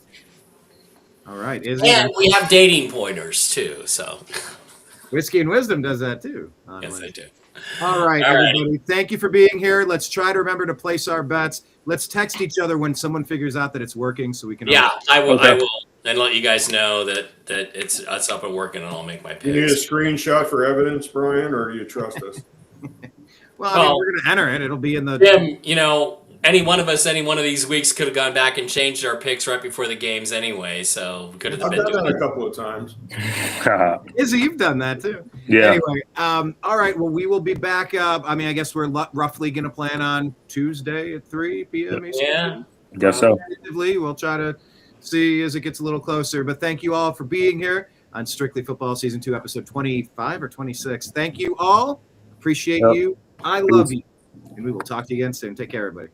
All right. Peace out. I'm Eric Metcalf, and you're watching Unhappy Hour.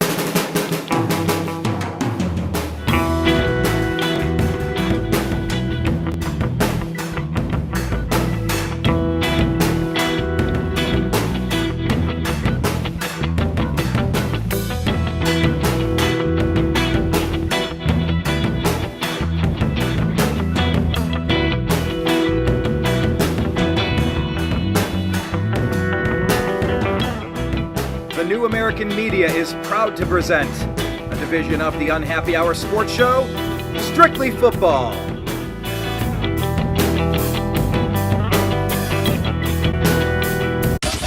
It's